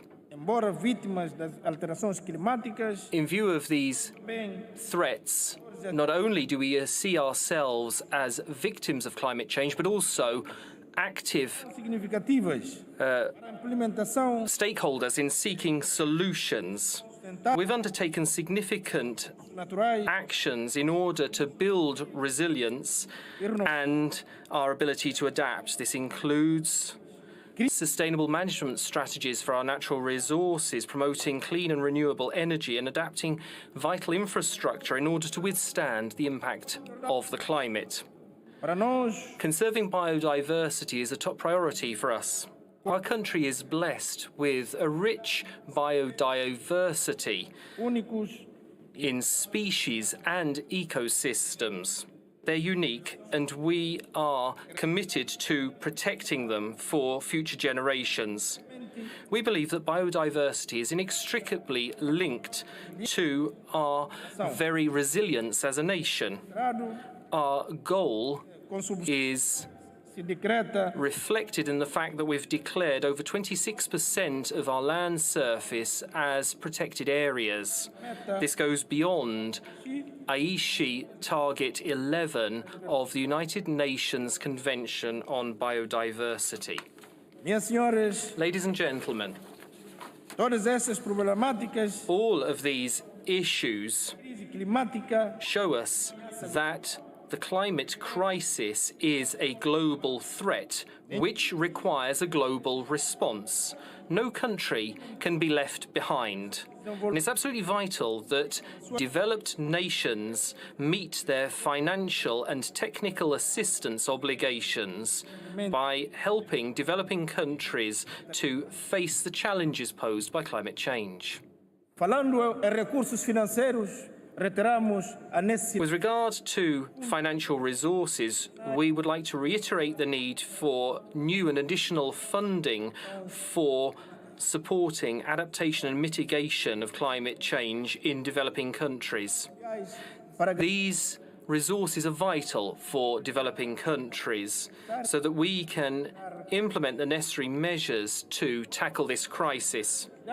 With regard to loss and damage caused by the climate, we call for a more robust and equitable approach.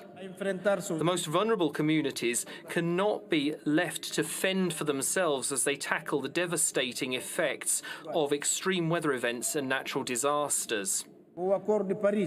We would like to strengthen our commitment to the Paris Agreement and build a new climate regime based on justice and equity. Nevertheless, we need to take a meaningful stocktake of our progress up until now. Time's running out, and decisive action is needed to avoid the worst possible consequences of climate change. It's in this spirit that Guinea-Bissau is committed to cooperating with all the countries attending this conference. Together, we can define the path and adopt appropriate measures for a more sustainable, resilient and fairer future for all nations and for future generations, with a view to protecting our planet. Thank you very much. Thank you, Your Excellency. It is my pleasure to welcome His Excellency Mr. Denis Sassou Nguesso, President of Congo. Your Excellency, you have the floor.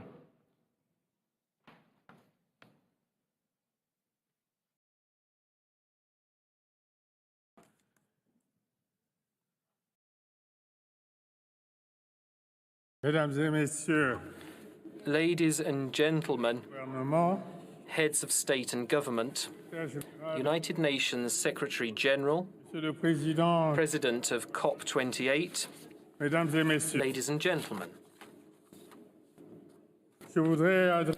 I would like to address my sincere thanks to His Highness Mohammed bin Zayed Al Nahyan, President of the United Arab Emirates, for the warm welcome and hospitality shown to my delegation and to me myself. I wish to take this opportunity to reiterate the Republic of Congo's steadfast commitment and determination to play an active role in the global effort to combat climate change. Before I go any further, please allow me to recall what we have achieved over the last 10 years or so at a national level and as the chair of the Congo Basin Climate Commission. Following the Paris Agreement, the vital role played by the Congo Basin tropical forests in regulating the climate was finally recognized, as it is seen as one of the last true lungs of the planet. Everyone knows what's at stake, and we have also identified the solutions. We're concerned at the need to find sustainable resources to fund forest ecosystem management and for conserving its biodiversity. This is why we launched the idea of establishing a blue fund for the Congo Basin with a view to reconciling the fight against climate change and economic development.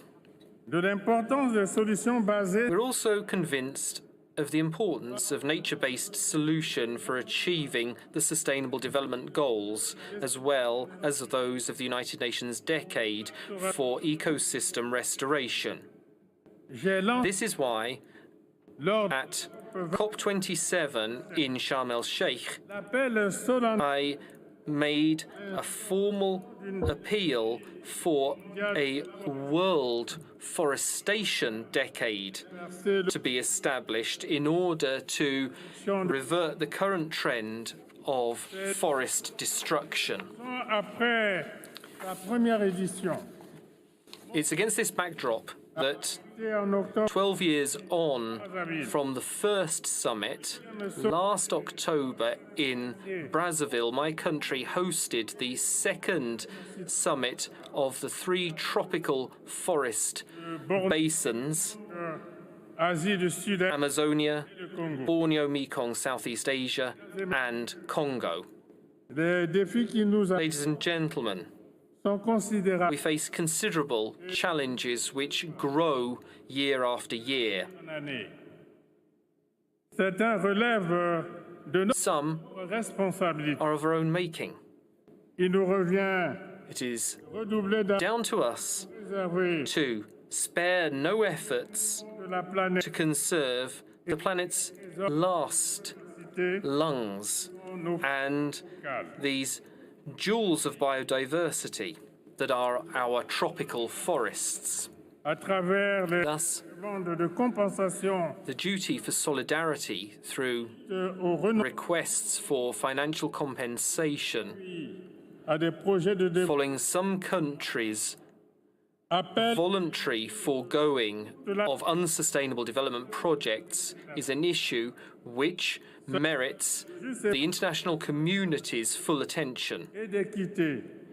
It's this effort for solidarity and equity which is the duty of all countries, because we must all work together to work for a safer planet Earth, protected from the threats and devastating effects of climate change. Ladies and gentlemen, it's not too late. It's never too late to do better. And I know, Your Excellency, President of COP28, that is your ambition. Please allow me to convey my own and the Congolese people's wishes to you. May they support you in making this global gathering in Dubai one which is epitomized by international solidarity. This is a fight we can't lose. Let's not forget that history will judge us on the way in which we've fought it. Thank you very much. Thank you, Your Excellency. It is my pleasure to welcome His Excellency Mr. Mohamed Sheikh El Ghazazwani, President of Mauritania. Your Excellency, you have the floor.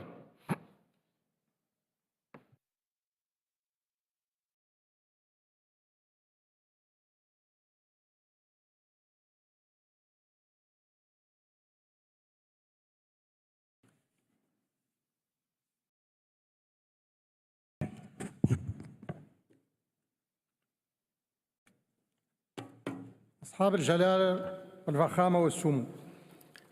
Majesties, Excellencies, المعالي ladies and gentlemen, السادة والسيدات أيها الحضور الكريم. أود ابتداء أن at the outset, I would like to extend my thanks and gratitude to my brother, His Highness Sheikh Mohammed bin Zayed Al Nahyan, President of the UAE, for the kind hospitality. I congratulate him and all Emiratis on the National Day and on the hosting of COP28 of the UNFCCC. فلطالما تبوأت دولة الإمارات العربية The United Arab Emirates has always had guiding visions and leadership and has pioneered in enhancing sustainability in general and in facing environmental challenges. I also wish to congratulate His Highness Sheikh كما أتقدم بالشكر الجزيل إلى صاحب المعالي Sultan Al-Jaber for his presidency of the COP. I also wish to thank the Secretary General of the UN for all efforts made in the fight against climate change. Ladies and gentlemen, what we see today in environmental changes are very clear. Facing climate change today is a battle for all of us. We either all win or all lose. We all know that the only way to win this war is through concerted effort, through collective work, and that on two tracks. Firstly, to enhance adaptation and mitigation, facing adverse impact of climate change on all socio-economic fabrics of societies, especially in the developing countries. And we must work on development tracks that do not rely on carbon but promote renewables. The results on both tracks depend on international cooperation and solidarity. It is clear to all that this solidarity is still not to the required level. It is therefore essential to improve finance for environmental transformation and to provide support to developing countries without adding to their debt. Mauritania, we are one of the countries most impacted by climate change and resulting drought, desertification, and rarity of rainfall.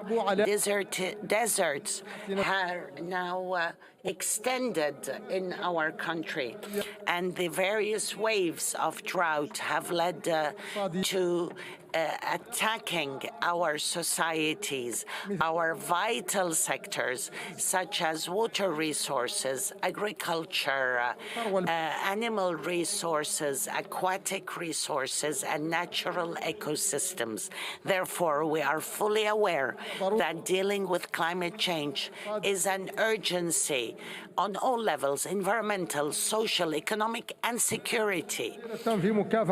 Efforts are made through the Great Green Wall, an important initiative, through the Sahel initiatives. And we have also adopted the Green Mediterranean Charter under the leadership of the Kingdom of Saudi Arabia. We have always worked on the resources, maritime and coastal resources. In addition, we have made all efforts to enhance the capacity of our people to resist and adapt to climate change. This for supporting resilience and adaptation. However, we also are working on the track of a low-carbon track through investing in new technologies. Even though we did not contribute much to global warming, we are investing in renewables, making it 34% of our national usage of energy, and we are aiming for 50%. In addition, we have a program for green hydrogen. We are confident that we will be able to achieve this objective, and we aim to reduce carbon emissions by 11%. However, in all these efforts, we still need, like most developing countries, an increase in international support to allow us to resist and adapt. I renew the call to increase support to developing countries in dealing with environmental challenges. I wish this COP all success, and I thank you. Thank you, Your Excellency. It is my pleasure to welcome His Excellency Mr. Kassym-Jomart Tokayev, President of Kazakhstan. Your Excellency, you have the floor. Kazakhstan fully supports the United Nations' urgent call for tangible actions to safeguard our environment for future generations. We were the first country in the region to have ratified the Paris Agreement and adopted a carbon neutrality strategy for 2060. The resulting new environmental code of Kazakhstan will drive comprehensive adaptation of green technology in practically every sector of our national economy. There is extraordinary potential for wind and solar power in my country, as well as for green hydrogen. We will continue to work closely with our partners to unlock it. As the world's leading exporter of uranium, providing 43% of global supply, Kazakhstan plays a crucial role in carbon-free electricity generation on a global scale. Indeed, as the world decarbonizes in the coming decades, critical minerals, including rare earth metals, will become indispensable. Kazakhstan is poised to become a major supplier of these transition minerals. We are also actively supporting private green initiatives. For example, Kazakhstan-based the Plastic Association works on plastic waste-free projects contributing to eco-friendly solutions. Cutting methane emissions is the fastest opportunity we have to immediately slow the rate of global warming. That's why I am pleased to announce today that Kazakhstan has decided to join the Global Methane Pledge. At the same time, we are eager to tackle the enormous challenge of coal in our region by implementing our region's first ever Just Energy Transition Partnership in Kazakhstan. For both of these to succeed, we look to our friends and partners for their concrete support. More widely, we look to the international community to scale up its commitment to greater meaningful climate finance. But finance is just the first hurdle. Even if we successfully limit global temperature rise to 1.5 degrees by 2050, Central Asian countries will still experience up to 2.5 degrees of temperature rise. So adaptation is both inevitable and imperative. Therefore, we urge that more resources be allocated to support the International Fund for Saving the Aral Sea. Moreover, we are pleased, together with France, to co-chair the first One Water Summit on the margins of the next United Nations General Assembly. To build a momentum on climate action in Central Asia, we decided to convene a regional climate summit in Kazakhstan in 2026 under the United Nations auspices. The climate emergency is a global crisis that requires a global response. Kazakhstan firmly believes that only through collective action and cooperation we can resolve the climate crisis. And finally, I extend my warmest congratulations to His Highness Sheikh Mohammed bin Zayed Al Nahyan for successful COP28 presidency. Thank you. Thank you, Your Excellency. It is my pleasure to welcome His Excellency Mr. Santiago Peña Palacios, President of Paraguay. Your Excellency, you have the floor.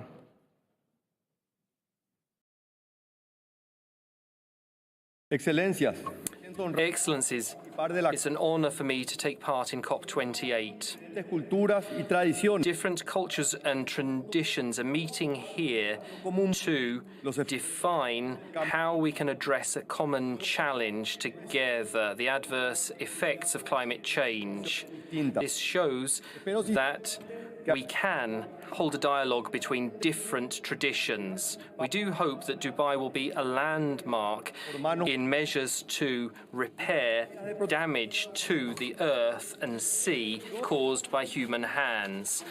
Protection measures for the environment must be robust and fair, and they must above all respect the guiding principles of the Paris Agreement, such as common but differentiated responsibilities, bearing in mind the different capacities and conditions of states, particularly those of us that need to strengthen our development. In my country, Paraguay, all energy is clean and renewable. Yes, you heard that right. All energy, 100% is clean and renewable. We have unique biodiversity and the potential to be a carbon sink. 44% of our land surface is forest, 15% of our land surface is protected forest. We are the 6th largest producer of soybean, and 94% of the land surface sown with it has not been deforested. We are one of the 10 leading exporters of beef, and it's of high quality thanks that we strictly comply with health protocols and natural grazing for our cattle. Our CO2 emissions are the lowest in the Latin American region, just 0.1% of global emissions. The 4th National Communication on Climate Change shows a 44% drop in emissions from farming and forestry, and a 14% drop in methane emissions in farming and livestock rearing compared to 2010. We've taken the first steps to join the voluntary carbon market. Paraguay is a key player in food and energy security. We have high environmental awareness, and we've taken measures to be considered an example. It's time that the world was aware of this. I urge the Convention to simplify processes and remove barriers to access to climate funding. The planet is our common home, and that's why we hope that everybody can take part in the COP. And this is why we propose that the Republic of China, Taiwan, be included in this process. Lastly, President, I would like to underscore the importance of promoting a fairer approach, and one which doesn't impose penalties when it comes to tackling climate challenges. Developing countries cannot postpone their development because of unilateral, almost arbitrary demands. Dear friends, Paraguay defends a green, fraternal and prosperous planet in which we all meet our commitments to rebuild trust in the multilateral system. I'm firmly convinced that our joint efforts of leaving a decent legacy for future generations will prevail. We will be wise enough to leave a better world than the one we found. Thank you very much. Thank you, Your Excellency. It is my pleasure to welcome His Excellency Mr. Abdulatif Jamal Rashid, President of Iraq. Your Excellency, you have the floor.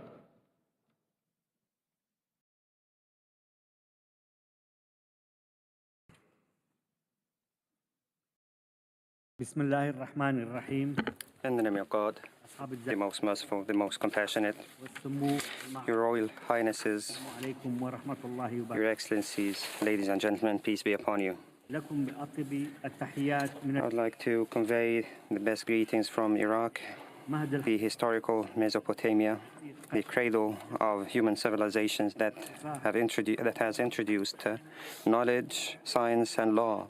Iraq was the first territory in which laws have been enacted based on its natural heritage taken from the rivers of Tigris and Euphrates.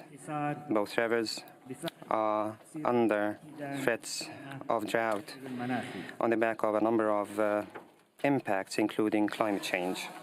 Iraq is a low emitter of global greenhouse gases. However, it is one of the most vulnerable countries of the world towards climate change, particularly when it comes to water and agriculture. Iraq faces serious water crises indeed because of the reduction of our water resources at source and the impact of climate change and the threats of traditional agriculture techniques. This have become a threat to our civilization, our present and our future. The drought of the marshes in the south of Iraq, which is already under the global heritage list, is the best example. The extreme weather events in Iraq, including the record level temperatures, low precipitations, have led to larger droughts, desertification, land degradation, and sand storms that have led to economic challenges that resulted in a larger level of poverty and internal displacement as well as external migration. The conflict over water is not new. And the status of Iraq as a downstream country is not scarce. Therefore, we would urge you to include the just distribution of water as part of your discussions when it comes to the loss and damages of the downstream countries in order to ensure their water security. I would like here to refer to our predecessors in Mesopotamia who developed solutions for this problem 4,500 years ago by concluding the first agreement for sharing water resources through negotiations. And here we are to negotiate at a global level a number of agreements, including the agreement on the protection of the sustainable use of transboundary water, which should be activated as promptly as possible, despite the fact that Iraq has only joined the UNFCCC in 2009 because of the neglect by the previous regime of environment. We are determined to increase our NDCs so as to increase our resilience towards climate change, mapping up our future plans for adaptation and mitigation and realization of Sustainable Development 2030.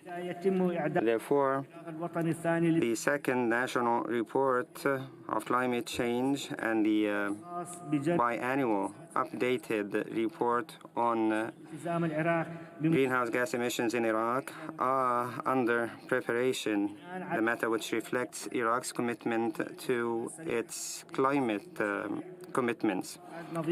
Based on the above, the Iraqi government has taken prompt actions to implement renewable and clean energy projects with a view to reducing GHG emissions that emanate from oil reduction, reaching net zero by 2030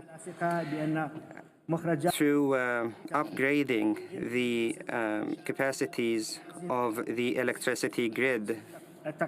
We are sure that the Dubai COP28 will come up with balanced and comprehensive as well as equitable outcomes when it comes to global assessment, just transition, the loss and damage fund, as well as the global adaptation goal based on the common but differentiated responsibility and as based on the national specificities and capabilities with a view to realizing sustainable and renewable clean energy.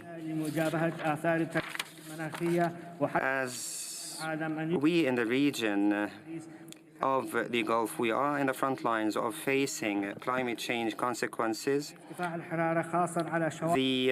rising temperatures, particularly on the shorelines of the Gulf, will go beyond the 2%, the 2 Celsius limit.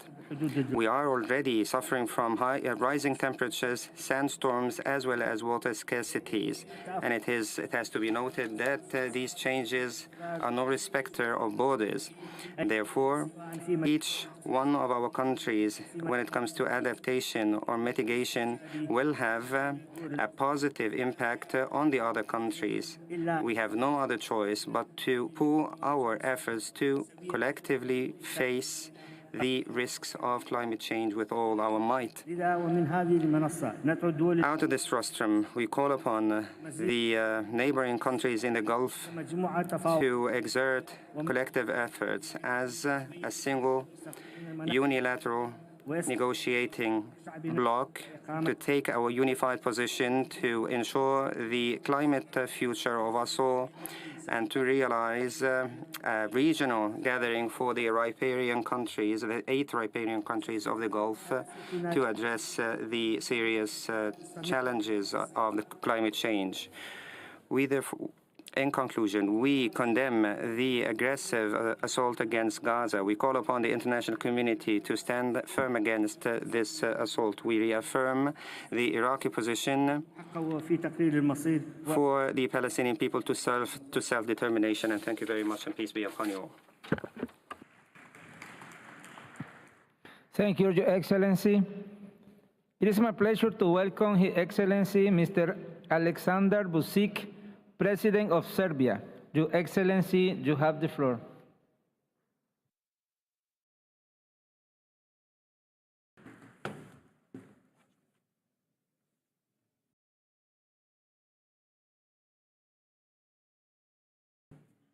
Mr. President, ladies and gentlemen, dear colleagues. First and foremost, allow me to extend a heartfelt congratulations to the United Arab Emirates government bringing the world together at a critical moment for global transformative climate action, despite the challenges we all face today worldwide. As we once again gather to face the greatest challenge of our time, we are at a critical time in the fight against climate change. Catastrophic global warming and ongoing extreme weather events are casting a dangerous shadow over our collective future. Today I stand before you not only as the representative of the Republic of Serbia, but also as a global citizen advocating for global well-being. Across the border of the Republic of Serbia, the echoes of climate change resonate disturbingly loudly. Our country is at the forefront, struggling with alarmingly high average temperatures above the global average, since average temperature in Serbia already increased by 1.8 degrees Celsius, and in summer it is as high as 2.6 degrees Celsius. At the same time, climate projections indicate that if we continue business as usual, by the end of the century, we can expect an increase in the average temperature up to 5.8 degrees Celsius, a cataclysm of a kind that threatens our economic and social fabric. This year will most certainly take the infamous title of the warmest ever recorded, not just globally, but in our country as well. Aside from warmest months ever recording being July, August, September, and October, we witnessed for the first time 2 tropical nights with temperatures over 20 degrees Celsius during the month of October, which is unheard of in Serbia. In addition, we are still calculating the damage drought made to our economy last year, while on the other hand, severe storms devastated our cities, causing a vast damage as well. We must stand united against climate change, and we must act now. We will continue to contribute to the global fight against climate change by improving our national system for mitigation and adaptation in line with our national circumstances and with the support of our development partners. In steadfast response to this existential threat, I'm honored to announce the government of the Republic of Serbia's unwavering commitment. In June of this year, we charted a transformative course with the adoption of our low-carbon development strategy, which served as the basis for revised national determined contribution that raised the ambition of our initial NDC by more than 3 times. Long-term requirements of the Paris Agreement as well as the EU accession process are the basis for long-term vision of the strategy that by 2050 Serbia will be a low-carbon society with a competitive and resource-efficient economy which provides to citizens new green jobs and quality life in a climate-resilient society. With this in mind and guided by science, we also developed our climate change adaptation program, which is to be adopted in the forthcoming period. Adaptation program will provide climate risk and vulnerability assessment and propose medium and long-term adaptation policies and measures in the most vulnerable sectors such as agriculture, infrastructure, forestry, and human health. Recognizing that the fight against climate change transcends borders, we issue a solemn call to action for all. While our national progress is unstoppable, it is part of a larger puzzle. The Republic of Serbia is ready to play its role in the global orchestra against climate change. We call upon the international community, especially our developed counterparts, to honor their commitments to financial and technical assistance. Let this be a call for armed cooperation and shared responsibility, a call for the clarity of saying one against the pessimistic scenarios. Although I have to add something, which is my personal opinion, and once again, many thanks to Sheikh Mohammed bin Zayed Al Nahyan, the President of the United Arab Emirates, for his great hospitality. Just would like to say that we all gathered here because of a terribly difficult problem that we are facing with, which is climate change. But how are we going to resolve this issue if we are not able to resolve all the geopolitical problems we are facing with today? There are many wars throughout the world that we haven't been able to stop in the recent period. And moreover, I'm afraid that we won't be able to do so. If we were not capable of delivering results in this, how we can be so sure, how we can be so certain that we'll deliver the very best results, the very proper results on climate change issues as well. And just to add to that, I believe that bringing us all back to the real principles of the Organization of the United Nations that we established after the Second World War, because we have to act in accordance, in adherence with rules, regulations that were accepted by most of the members of the international community, by most or by all the states of international community. It has to happen, otherwise we'll always face arbitration, different approaches, and will never deliver better results even on this. You cannot have different approaches towards territorial integrities of some countries, and we as Serbia know this better than anyone else dare to say. And on the other hand, I heard today a phrase, as we come together, as we come together, as we come together. Let us find a common denominator which will find a way, find a path to resolve firstly the biggest geopolitical issues, and then to tackle in a very proper way an issue of climate changes, which is becoming one of the most important. Thank you once again. Thank you, Your Excellency. It is my pleasure to welcome His Excellency Mr. Wawel John Charles Rankalawan, President of Seychelles. Your Excellency, you have the floor.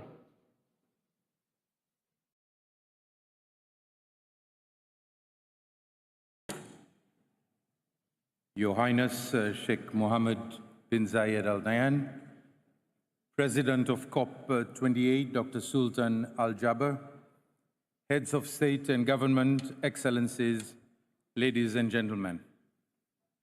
I would like to express my gratitude to His Highness Sheikh Mohammed bin Zayed Al Nahyan and to the people of the United Arab Emirates for the warm welcome and hospitality extended to my delegation and myself. I take this opportunity to congratulate you on the organization of COP28 and wish you prosperity as you celebrate your 52nd National Day. The collective efforts to foster cooperation in response to the most pressing issue of our time are indeed commendable. I am honored, therefore, to address this esteemed assembly on behalf of the people of Seychelles. In our shared pursuit of a sustainable future, the urgency of our deliberations here in Dubai cannot be overstated. As parties to the convention, we committed to deliver on commitments such as the USD 100 billion promise, scaling up adaptation finance, new collective quantified goal on finance, and most recently, the Loss and Damage Fund. We are yet at another COP, and I am disheartened to state that most of these commitments are yet to be fulfilled, despite the urgency required to address the climate crisis. As leaders, I call for your unwavering shift in political will that will translate into concrete actions so as to confine global temperature rise within the critical threshold of 1.5 degrees Celsius. Excellencies, ladies and gentlemen, small island developing states are on the front line of climate change, facing rising sea levels, coastal erosion, increased frequency of extreme weather events, and the loss of vital ecosystems. Whether we are high income, low income, or among the least developed countries, our specificities are the same, and what the industrialized nations emit have a direct impact on our coastlines and livelihoods. We are simply islands floating in the ocean, and therefore we must be treated as a unique and separate category when it comes to assisting us. I call on SEEDS to unite and support each other. As I speak, my country is experiencing devastating impacts of climate change, specifically damage to the coastline and critical coastal infrastructure caused by higher tides, frequent storm surges, and heavy rainfall. Coupled with other impacts, these are endangering the livelihoods of my people and our islands. A recent comprehensive survey only on the main populated granitic islands of the Seychelles, conducted by our technical teams, estimated that we need over 50 million USD for road infrastructure works and other measures to mitigate coastal erosion. Our updated NDC highlighted a further 600 million USD will be required over the next 10 years for both mitigation and adaptation sector, translating to 5% of GDP annually or 10% of the annual budget. If we are to add the disaster happening to our Coralline Islands, that figure could be doubled, let alone tripled. Like many SEEDS, 90% of the country's infrastructure and human activities occur along its low-lying coastal areas and are thus vulnerable to the impacts of climate change.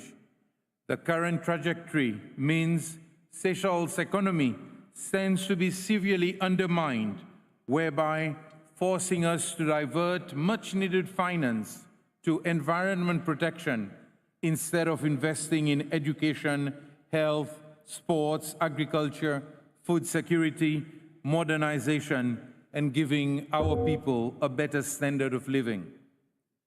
Ladies and gentlemen, we made history last year by establishing the Loss and Damage Fund, and this year we made history again by operationalizing the Loss and Damage Fund on the first day of this COP, with UAE and Germany pledging $100 million each. It is absolutely vital that this fund is equitable and genuinely helpful to countries that are experiencing climate-related disasters.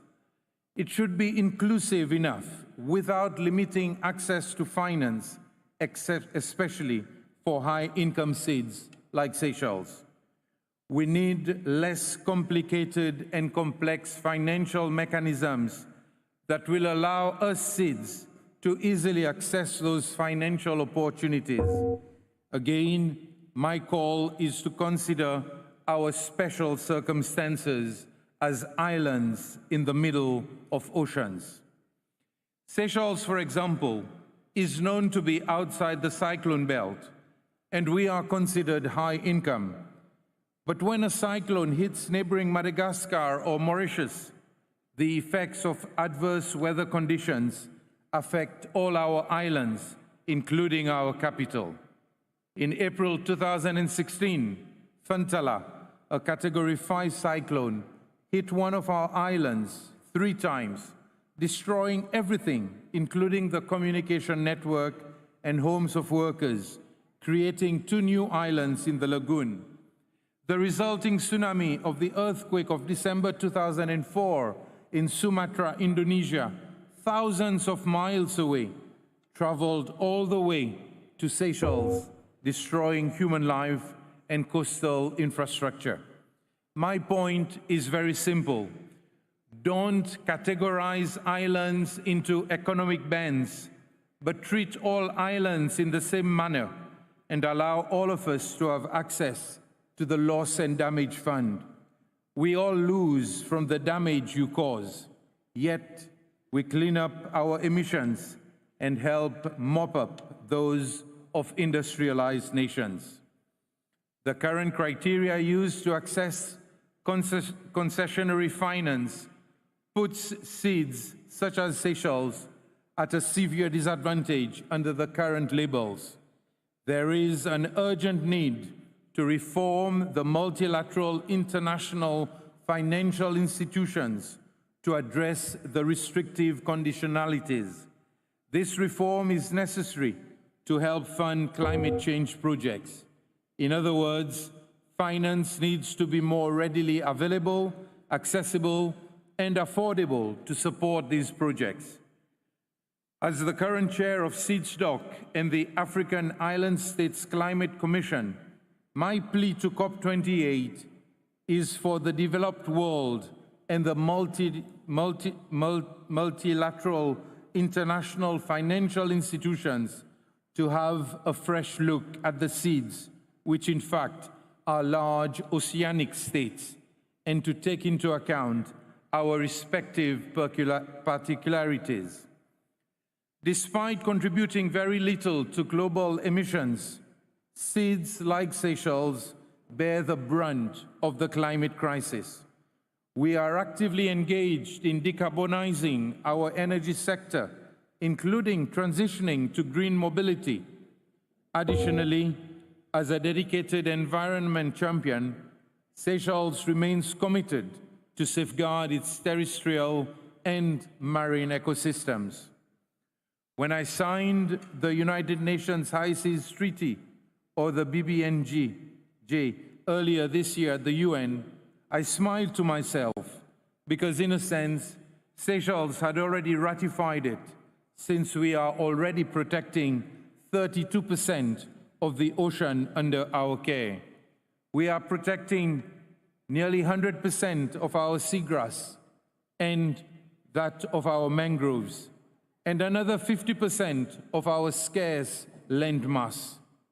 Recent sightings of blue whales in our waters after more than 60 years' absence serves as evidence that our conservation efforts are creating a safe haven for marine life. The message is loud and clear. Seychelles is a committed partner that can be trusted. We believe in what we preach, and we walk the talk. The evidence is there.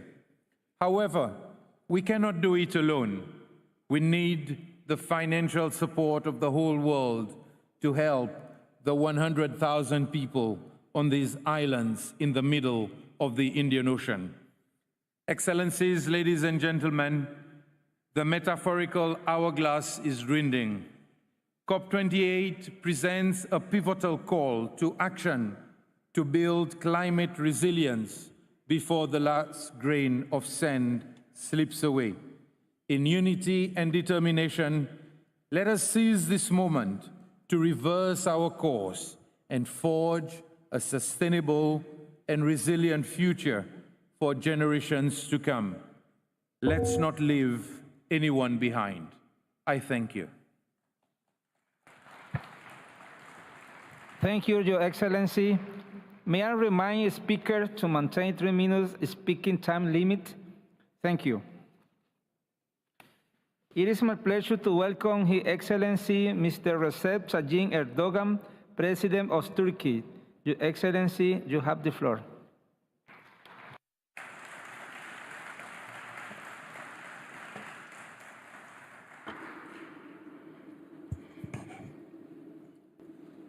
Saygıdeğer devlet ve hükümet başkanları, distinguished heads of state and government, Honorable Secretary General, on behalf of myself and my nation, I greet you all with most heartfelt feelings.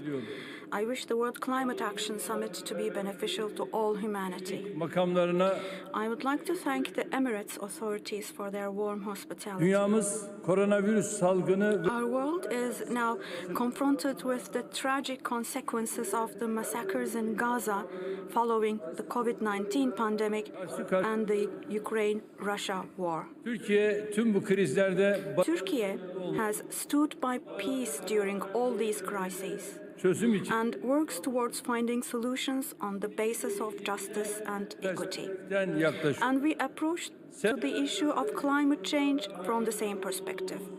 When it comes to combating climate change, even though our historical responsibility of the global greenhouse gas emissions is less than 1%, we're taking significant steps with our own means. We plan to reach the net zero emission target by the year 2053. We have doubled our emission reduction target for the year 2030.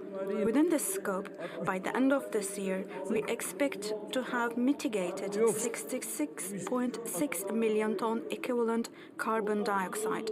The share of renewables in our installed power generation capacity has been increased up to 55%. With this rate, Turkey currently ranks the 5th in Europe and the 12th in the world in terms of installed renewable energy capacity. As regards geothermal energy capacity, we are ranking the 1st in Europe and the 4th in the world. And when it comes to hydropower, Turkey ranks the 2nd in Europe and 9th in the world. We have also started off implementing our hydrogen technologies strategy. Furthermore, in the context of our net zero emission target, we have prepared our roadmaps for decarbonization of certain sectors such as cement, steel, and fertilizers. We envisage to increase the share of renewable energy up to 69% in 2053. Thanks to the Zero Waste project initiated under the auspices of my spouse, Mrs. Emine Erdoğan, we will increase the rate of recycled waste up to 60% by the year 2035. As you all know, the cost of all these efforts is quite high. Because of this, it is of central importance that we access climate finance resources and also means of technology transfer in a more equitable manner.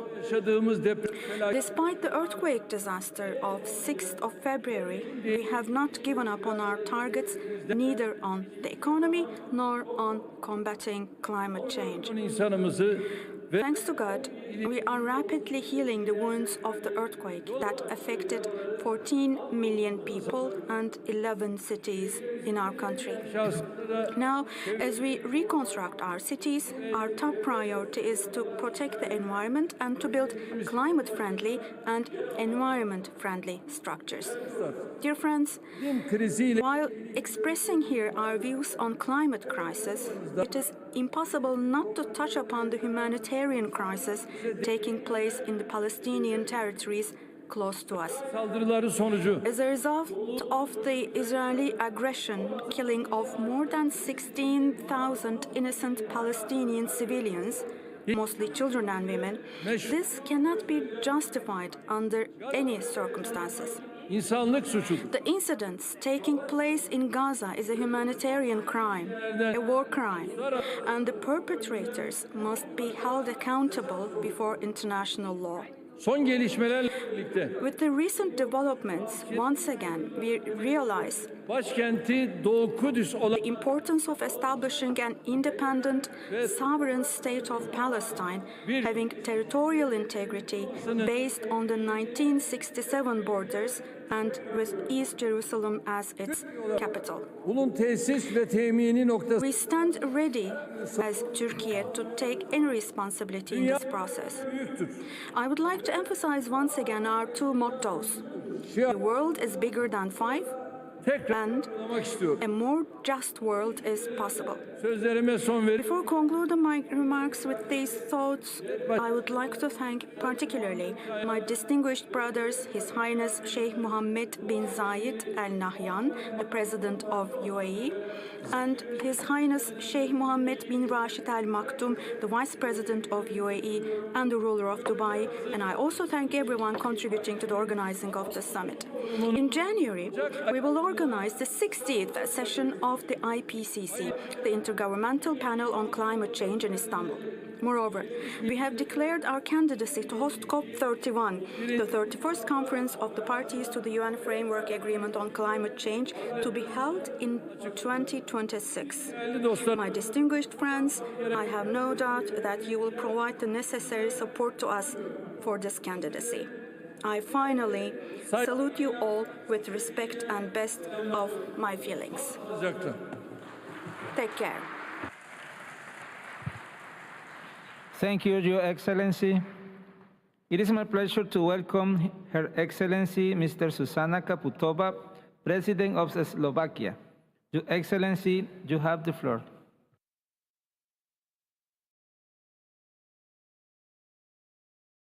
Mr. President, Excellencies, ladies and gentlemen, the findings of the global stocktake are clear.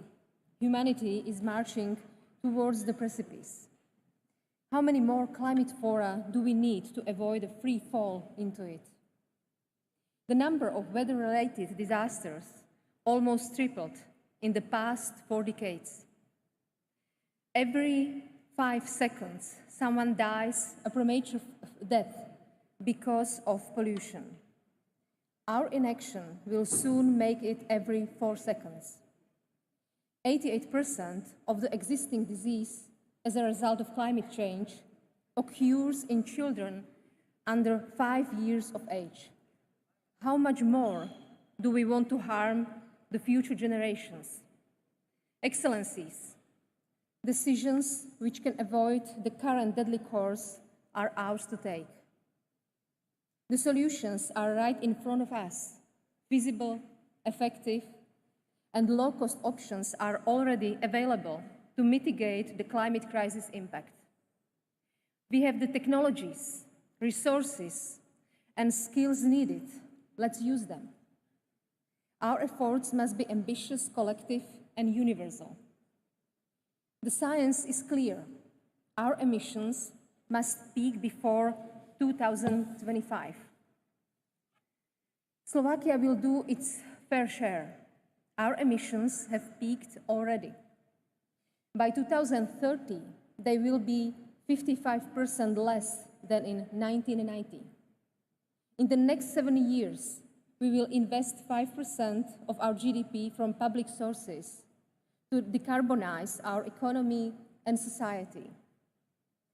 At the end of this year, Slovakia is stopping the use of coal as a source of electricity. In 3 years, we will phase it out from heat generation. By 2030, we plan to reach 29% of renewables share in our electricity production. 85% of our electricity is already made with zero emissions.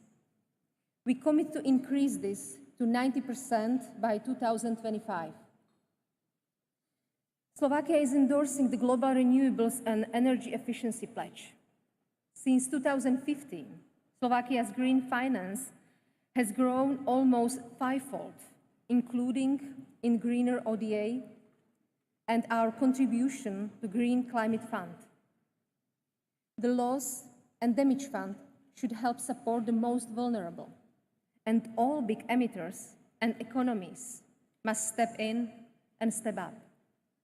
Excellencies, let's make this COP the first one where the benefits of our concrete commitments exceed our excuses and the carbon footprint of the planes we arrived on. Thank you.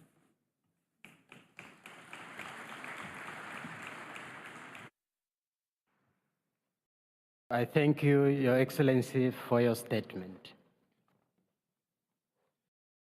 It is now my pleasure to welcome His Excellency Mr. Felipe Jacinto Nyusi, President of Mozambique.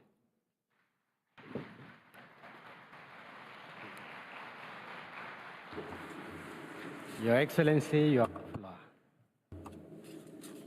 Mr. President, Your Excellencies, ladies and gentlemen, it is with a great honor and pleasure that on behalf of the people and government of Mozambique, I take the floor at this opening session of COP28, intended to review, to take stock of what we have done over the last year so that together we can guide our actions on climate action. Mozambique, despite contributing less than 0.5% of emission of greenhouse gases, is among 10 countries that are suffering from the adverse impact of climate change. The bad weather registered from January to March, including Cyclone Fred, the most lasting one, caused more than 306 people and affected more than 1.3 million people, and that it has destroyed a number of economic and social and productive infrastructures. In this regard, we support innovative financing initiatives such as the conversion of debt for climate action and access to concessional funding for developing countries. Mozambique has joined the African initiative of carbon market, and we have started the development of a plan for activating the carbon market plan. We are in contact, we're engaging a number of countries to sign an agreement for selling our, considering the potential of Mozambique of generating carbon credits, particularly on the forest, agriculture, renewable energies, as well as on blue economy. We have adopted a national regulation for projects of RED+, and in 2018 we're the first country to receive benefits with a certification of 1.9 million carbon credits in terms of use of renewable energy for power generation. In Mozambique, about 70% of energy that is generated is from hydro sources, and 14% from natural gas and 16% from other sources, mainly solar power. Since this is the first COP after the Paris Agreement to take stock of the situation in terms of mitigation of climate change, we take this opportunity to urge parties to honor the commitments taken and support those countries that contribute less for greenhouse gases but do not have enough domestic resources to fund climate action. We urge different governmental and non-governmental institutions to increase funding for research and technological innovation action, because with scientific expertise, communities can know how best to adapt to climate change. Excellencies, postponing climate action today, it's a clear investment in destruction in an irreversible manner for our planet and humanity. I conclude by inviting private and public partners to join us in making the initiative for sustainable and integrated management of the Miombo flood viable, which was launched under the Maputo Declaration. Miombo, with its knowledge resources, because climate change one of the threat of the forest, the Mayombo forest. We are now planning an international conference this year to discuss on the Mayombo forest so that we can give our contribution for carbon sequestration. Thank you very much for your attention, ladies and gentlemen.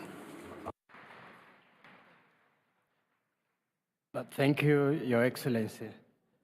It is my pleasure to welcome His Excellency Mr. Rashad Mohammed Ali Al Adimi, President of Yemen.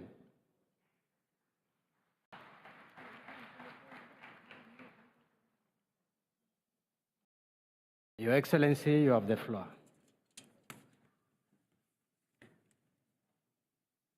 Bismillahirrahmanirrahim. In the name of Allah, the most gracious, the most merciful, Your Excellency, Sheikh Hamad bin Zayed, the President of UAE, Majesties, Presidents of governments and states, Mr. Antonio Guterres, Secretary General of the UN, President of COP, ladies and gentlemen. At the outset, I wish to express my appreciation and congratulations to our brothers in the UAE for organizing and hosting this high-profile global summit.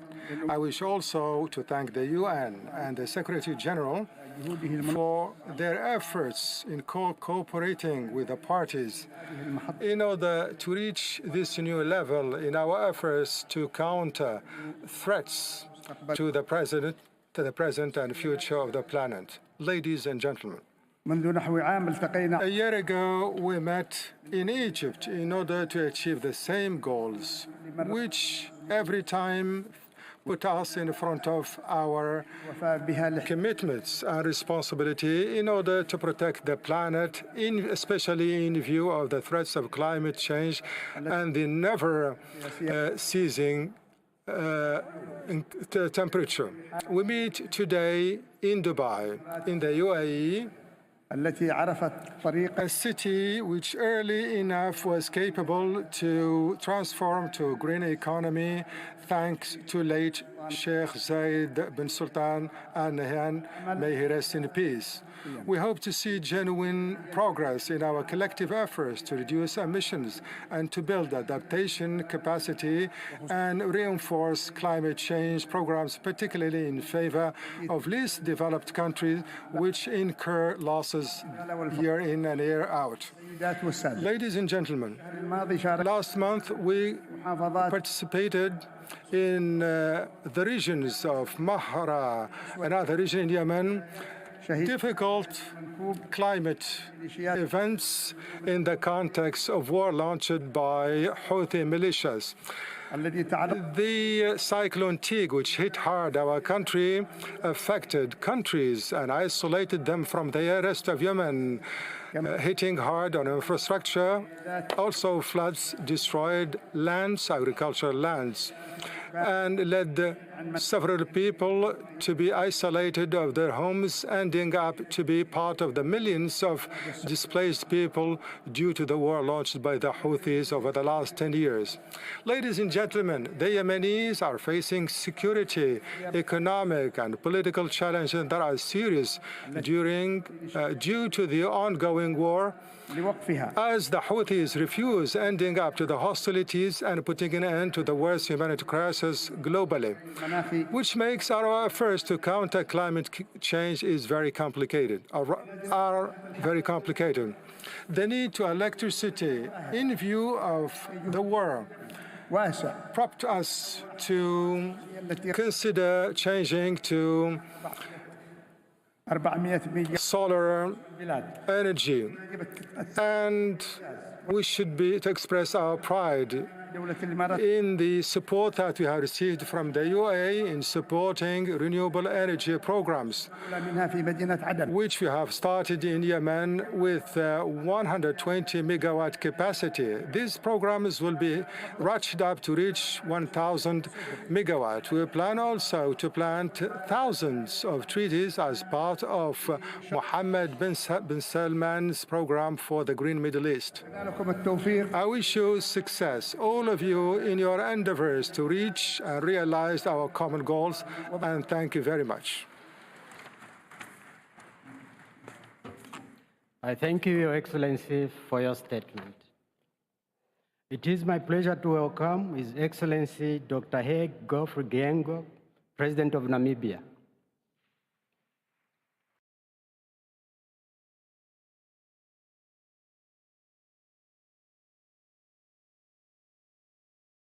Your Excellency, you have the floor. Thank you. Your Excellency, President, United Arab Emirates,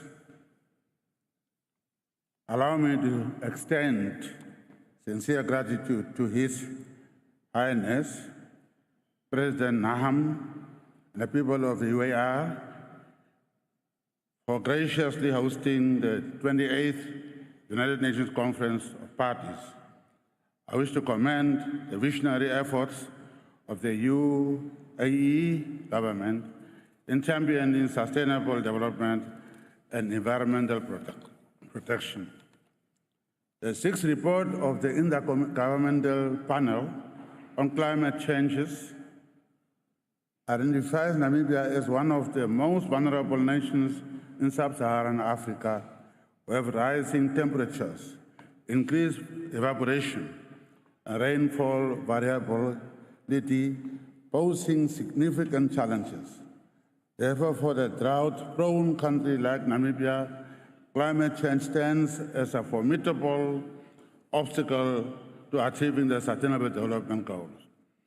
The estimated cost for implementing our nationally determined contributions is $15 billion by 2030, with 90% of it contingent on financial support from the multilateral financing windows under UNFCCC. Namibia has established a world-class blended finance infrastructure fund that is ready to receive climate financing today to facilitate necessary action we need. Our national adaptation plan is enhanced by the announcement Namibia made 3 years ago during the 75th General Assembly, boldly signaling our intention to leverage innovative financial tools to mobilize sustainable climate financing to combat climate change. 1 year later, in Glasgow, Scotland, on the margins of COP28, we announced the development of large-scale green hydrogen projects that will provide the world with the clean molecules needed to decarbonize hard-to-abate sectors. Today, as part of our efforts to build green industrial clusters in Namibia, we are developing more than 9 hydrogen projects. To do so successfully, we must deploy more than $20 billion to give future generations a fighting chance against a warming climate.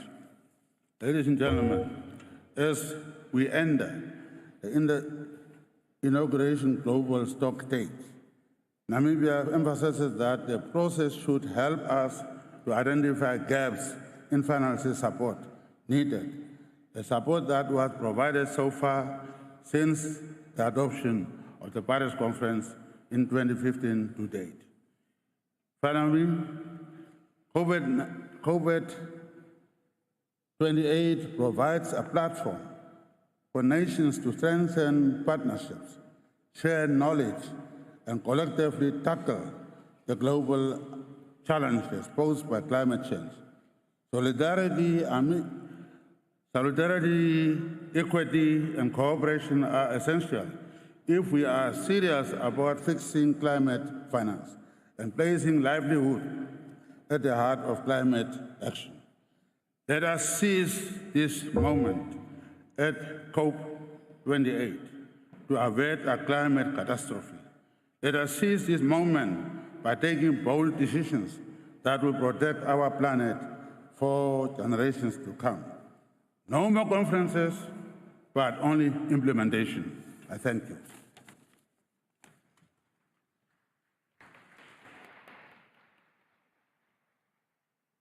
Thank you, Your Excellency. It is my pleasure to welcome His Excellency Mr. Nikos Christodoulides, President of Cyprus. Your Excellency, you have the floor. Excellencies, distinguished guests, I would like to take this opportunity to express my deepest appreciation to the government of the United Arab Emirates for hosting and steering the work of COP28, and indeed for its leadership on climate change. There is an evident reason why the world's attention is focused on our deliberations here in Dubai. The gravity of the situation regarding climate change calls for global action, for swift and resolute decisions, but also leveling up our ambition for the future of our planet and for the future generations. It is a global challenge that recognizes no borders and can only be addressed through multilateral cooperation.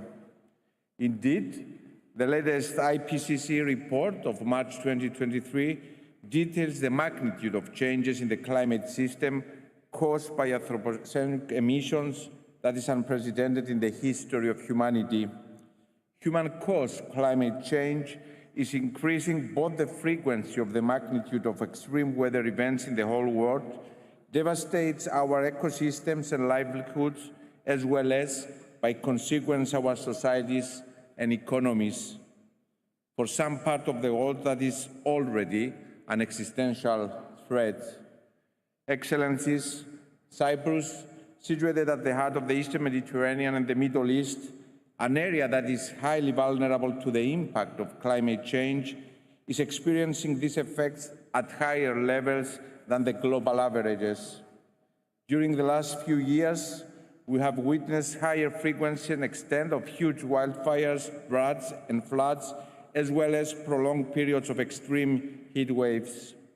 These phenomena have destroyed large parts of our forests, as well as the unique ecosystems in our region, and have had a devastating impact on livelihoods, demanding urgent national and regional responses.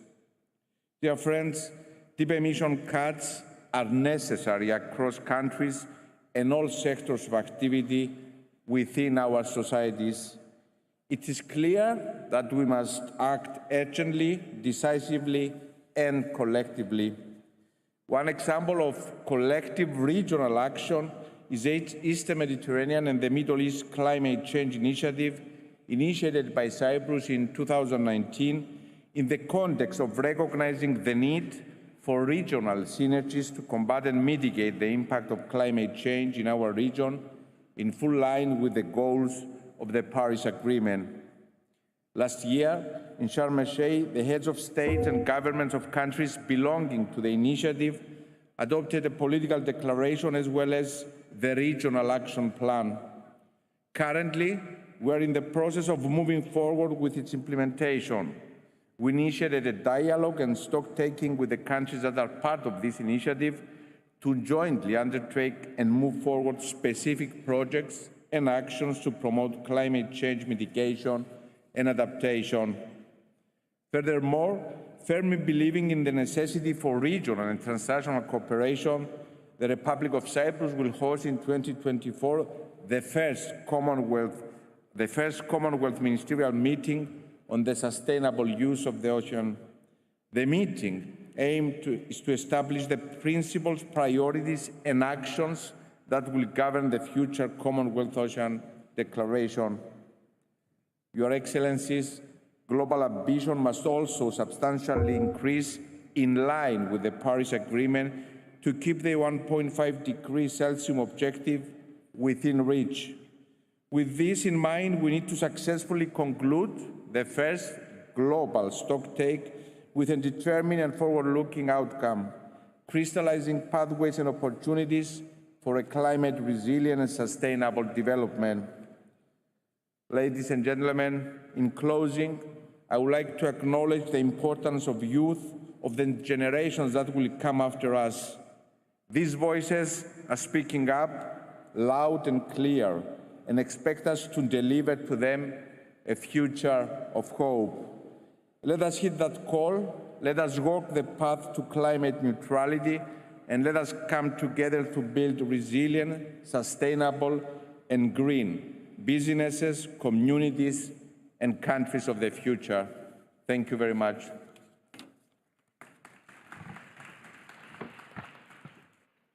I thank you, Your Excellency, for your statement. It is my pleasure to welcome His Excellency Mr. Vehegin Kuchturan, President of Armenia.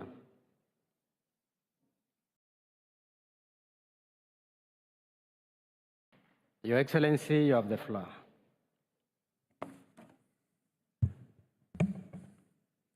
Mr. President, Excellencies, ladies and gentlemen, I would like to congratulate the President of the United Arab Emirates, His Highness Sheikh Mohammed bin Zayed Al Nahyan, and the government of United Arab Emirates on excellent organization of the COP28.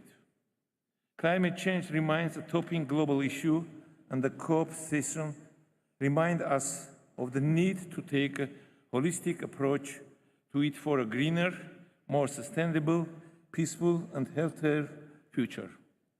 In 2015, we made a historic step by adopting the Paris Agreement.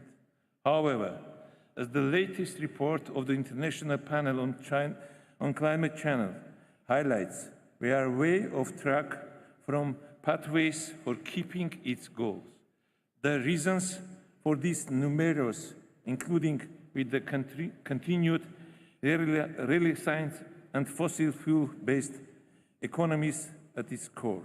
It is clear that we cannot continue down the path of excessive and insensible exploitation of hydrocarbons for energy production. Pacing down the demand for supply of fossil fuels is an imperative. We need to build energy systems which are more carbon neutral and less fossil fuel reliant to meet our ambitions for climate change mitigation. The solutions are there. We need to accelerate science and build on the positive developments of the last decade by doubling and tripling the use of renewable energy sources. For that end, we need sufficient climate financing, with the loss and damage fund being a cornerstone. Dear attendees, as a mountains developing country, Armenia is facing many challenges in this area. World Bank projections for Armenia indicate warming at levels significantly above the global average of up to 4.7 degrees by the 2090s. Under the highest emissions pathway, this places Armenia among the most vulnerable countries in the Eastern European and Central Asia.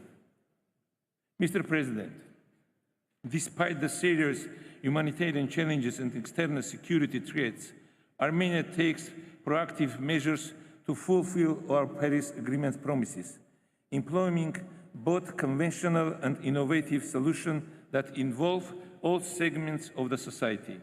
In 2021, Armenia declared its post-2020 climate actions, an NDC with a 14% greenhouse reduction target by 2030. Recently, we developed long-term low-emission development strategies to guide us toward carbon neutrality. Our climate ambitions are largely increased in the carbon-neutral energy transition. By 2030, we aim for a 15% of share of solar energy in our total energy production.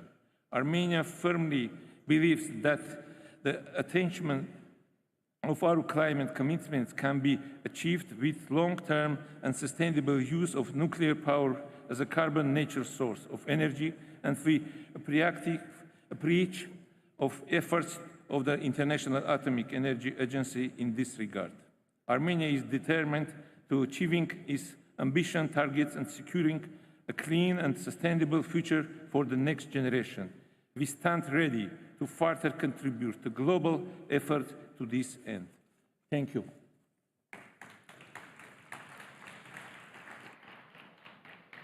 I thank you, Your Excellency, for your statement. It is my pleasure to welcome His Excellency Dr. Muhammad Ifan Ali, President of Guyana. Your Excellency, you have the floor.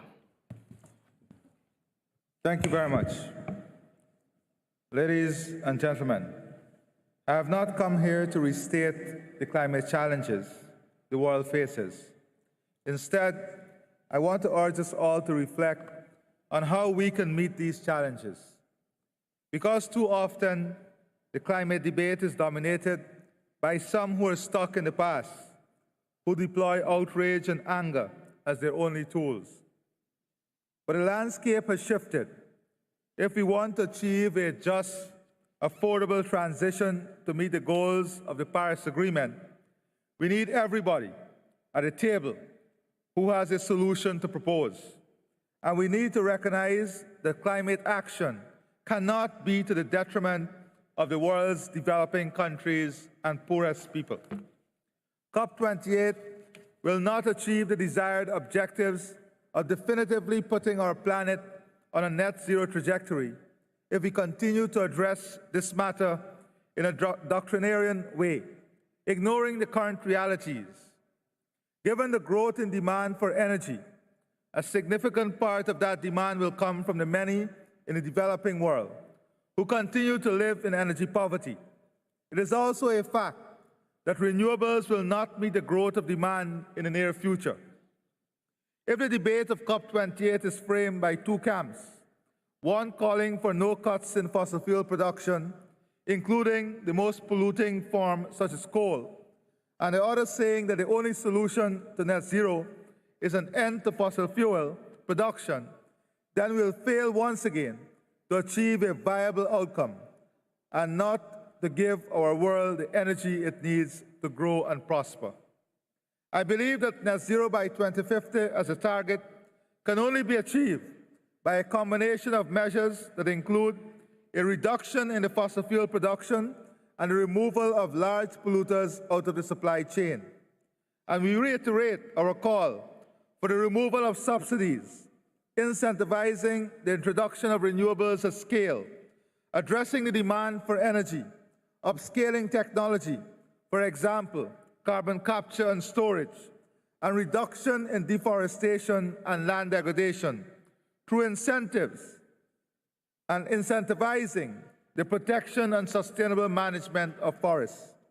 Against this reality, Guyana underscores the need for us to collectively reset global relationships and imbue them with enhanced trust and solidarity. Only in doing so, we can aspire to confront the most pressing challenges of our era: climate change, conflicts, the energy and food crisis, and achieving sustainable development. That means three priorities for the COP: agreeing a just, orderly, and affordable transition away from excessive fossil fuel use, ensuring at scale and accessible climate finance for a developing world that is of a scale that matches what needs to be done, and agreeing on action at scale to maintain tropical forests and advance sustainable land use. Specifically, on tropical forests, the COP must finally turn the promise of climate action into reality. Halting and reversing forest loss globally by 2030 is potentially 1/3 of the available solution to keep 1.5 degrees in reach. Finance is key, and Guyana is pleased to co-chair the Carbon Markets Working Group of the Forest and Climate Leadership Partnership, consisting of 30 countries. Along with our partners in the SCLP, we'll be working to build high-quality carbon markets so that forest communities and countries can prosper while keeping nature intact. In Guyana, back in 2008, we were the first developing country to produce a low-carbon development strategy, or LCDS. We maintain one of the world's most intact tropical forests, have one of the world's lowest deforestation rates, and store more than 19.5 gigatons of carbon dioxide, equivalent in that forest. We are a carbon net positive country and aim to stay there. We accept the responsibilities that come with being a new oil producer. Our economy will grow more than threefold while keeping energy-related emissions flat. We are building an ecosystem service economy with forest carbon markets generating 4.5% of government income this year alone. Forest carbon markets are also creating revenue for more than 500 LCDS projects across indigenous and other communities, and funding one of Guyana's biggest ever investment in adaptation. So to conclude, Guyana will continue to be a world leader in aligning food security, energy security, and climate security. We stand in solidarity with everyone who is working to create a better future, especially in developing countries. And we will always put practical solutions before abstract theories so that we can play our part in finally bringing climate stability within reach. I thank you.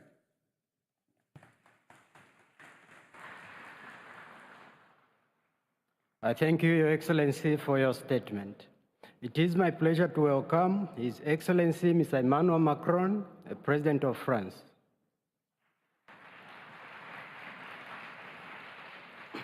Your Excellency, you have the floor. Merci beaucoup, Monsieur le Président. Thank you very much, President. Thank you, heads of state, government, ministers, ambassadors. I want to thank you, Mr. President Mohammed bin Zayed, for the warm welcome to this conference and the excellent organization. All protocols observed. I'll try not to repeat many of the things that have already been said, even though that is always difficult, especially given in light of the opening statement. But I just want to highlight some action points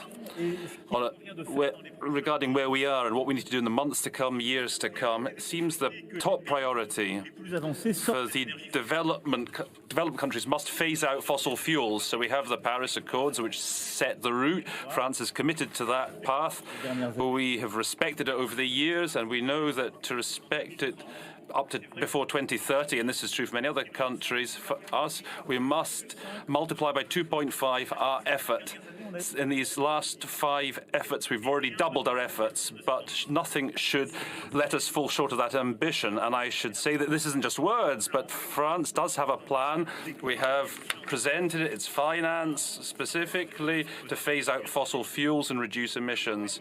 Europe is fully committed to that strategy. In 2035, the high percentage of cars produced in France and Europe will function without oil. We are building a housing strategy, reducing massively maritime and air emissions. In particular, I welcome the excellent agreement reached with the maritime industry of our countries a few moments ago, which will allow us to reduce emissions greatly by 2030 and reach carbon neutrality by 2050 in that industry. Also have a comprehensive strategy on nuclear, renewables and hydrogen that will allow us to achieve that goal.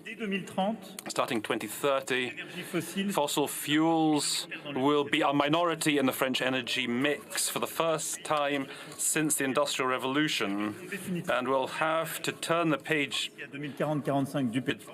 by 2040, 2045 on gas and oil. The biggest emitters must now enter this spirit of environmental planning and transparency. In that respect, G7 has a major part to play, as does China, which now is the second biggest emitter in history, and the status has almost changed. The private actors in our countries must also commit. I welcome the launch of the One Planet Data Hub, which allows us to compare the decarbonisation path of 400 of the biggest companies. Moreover, emerging countries must phase out carbon, and that's the second big fight for us. Now, if there's a top priority, that is for the emerging countries phase out carbon. Effectively, we must allow developing countries to catch up economically. That's an element of justice, but that catch-up must not be done on the basis of fossil fuels, especially coal, and for a simple reason, and that is today existing plants that are concentrated chiefly in Asia, which will emit enough CO2 to exceed, for us, that will exceed the 1.5 degree target. So while each year we must draw down our fossil fuel-based energy production, just as I speak, we have 500 gigawatts of new coal capacities that are being planned.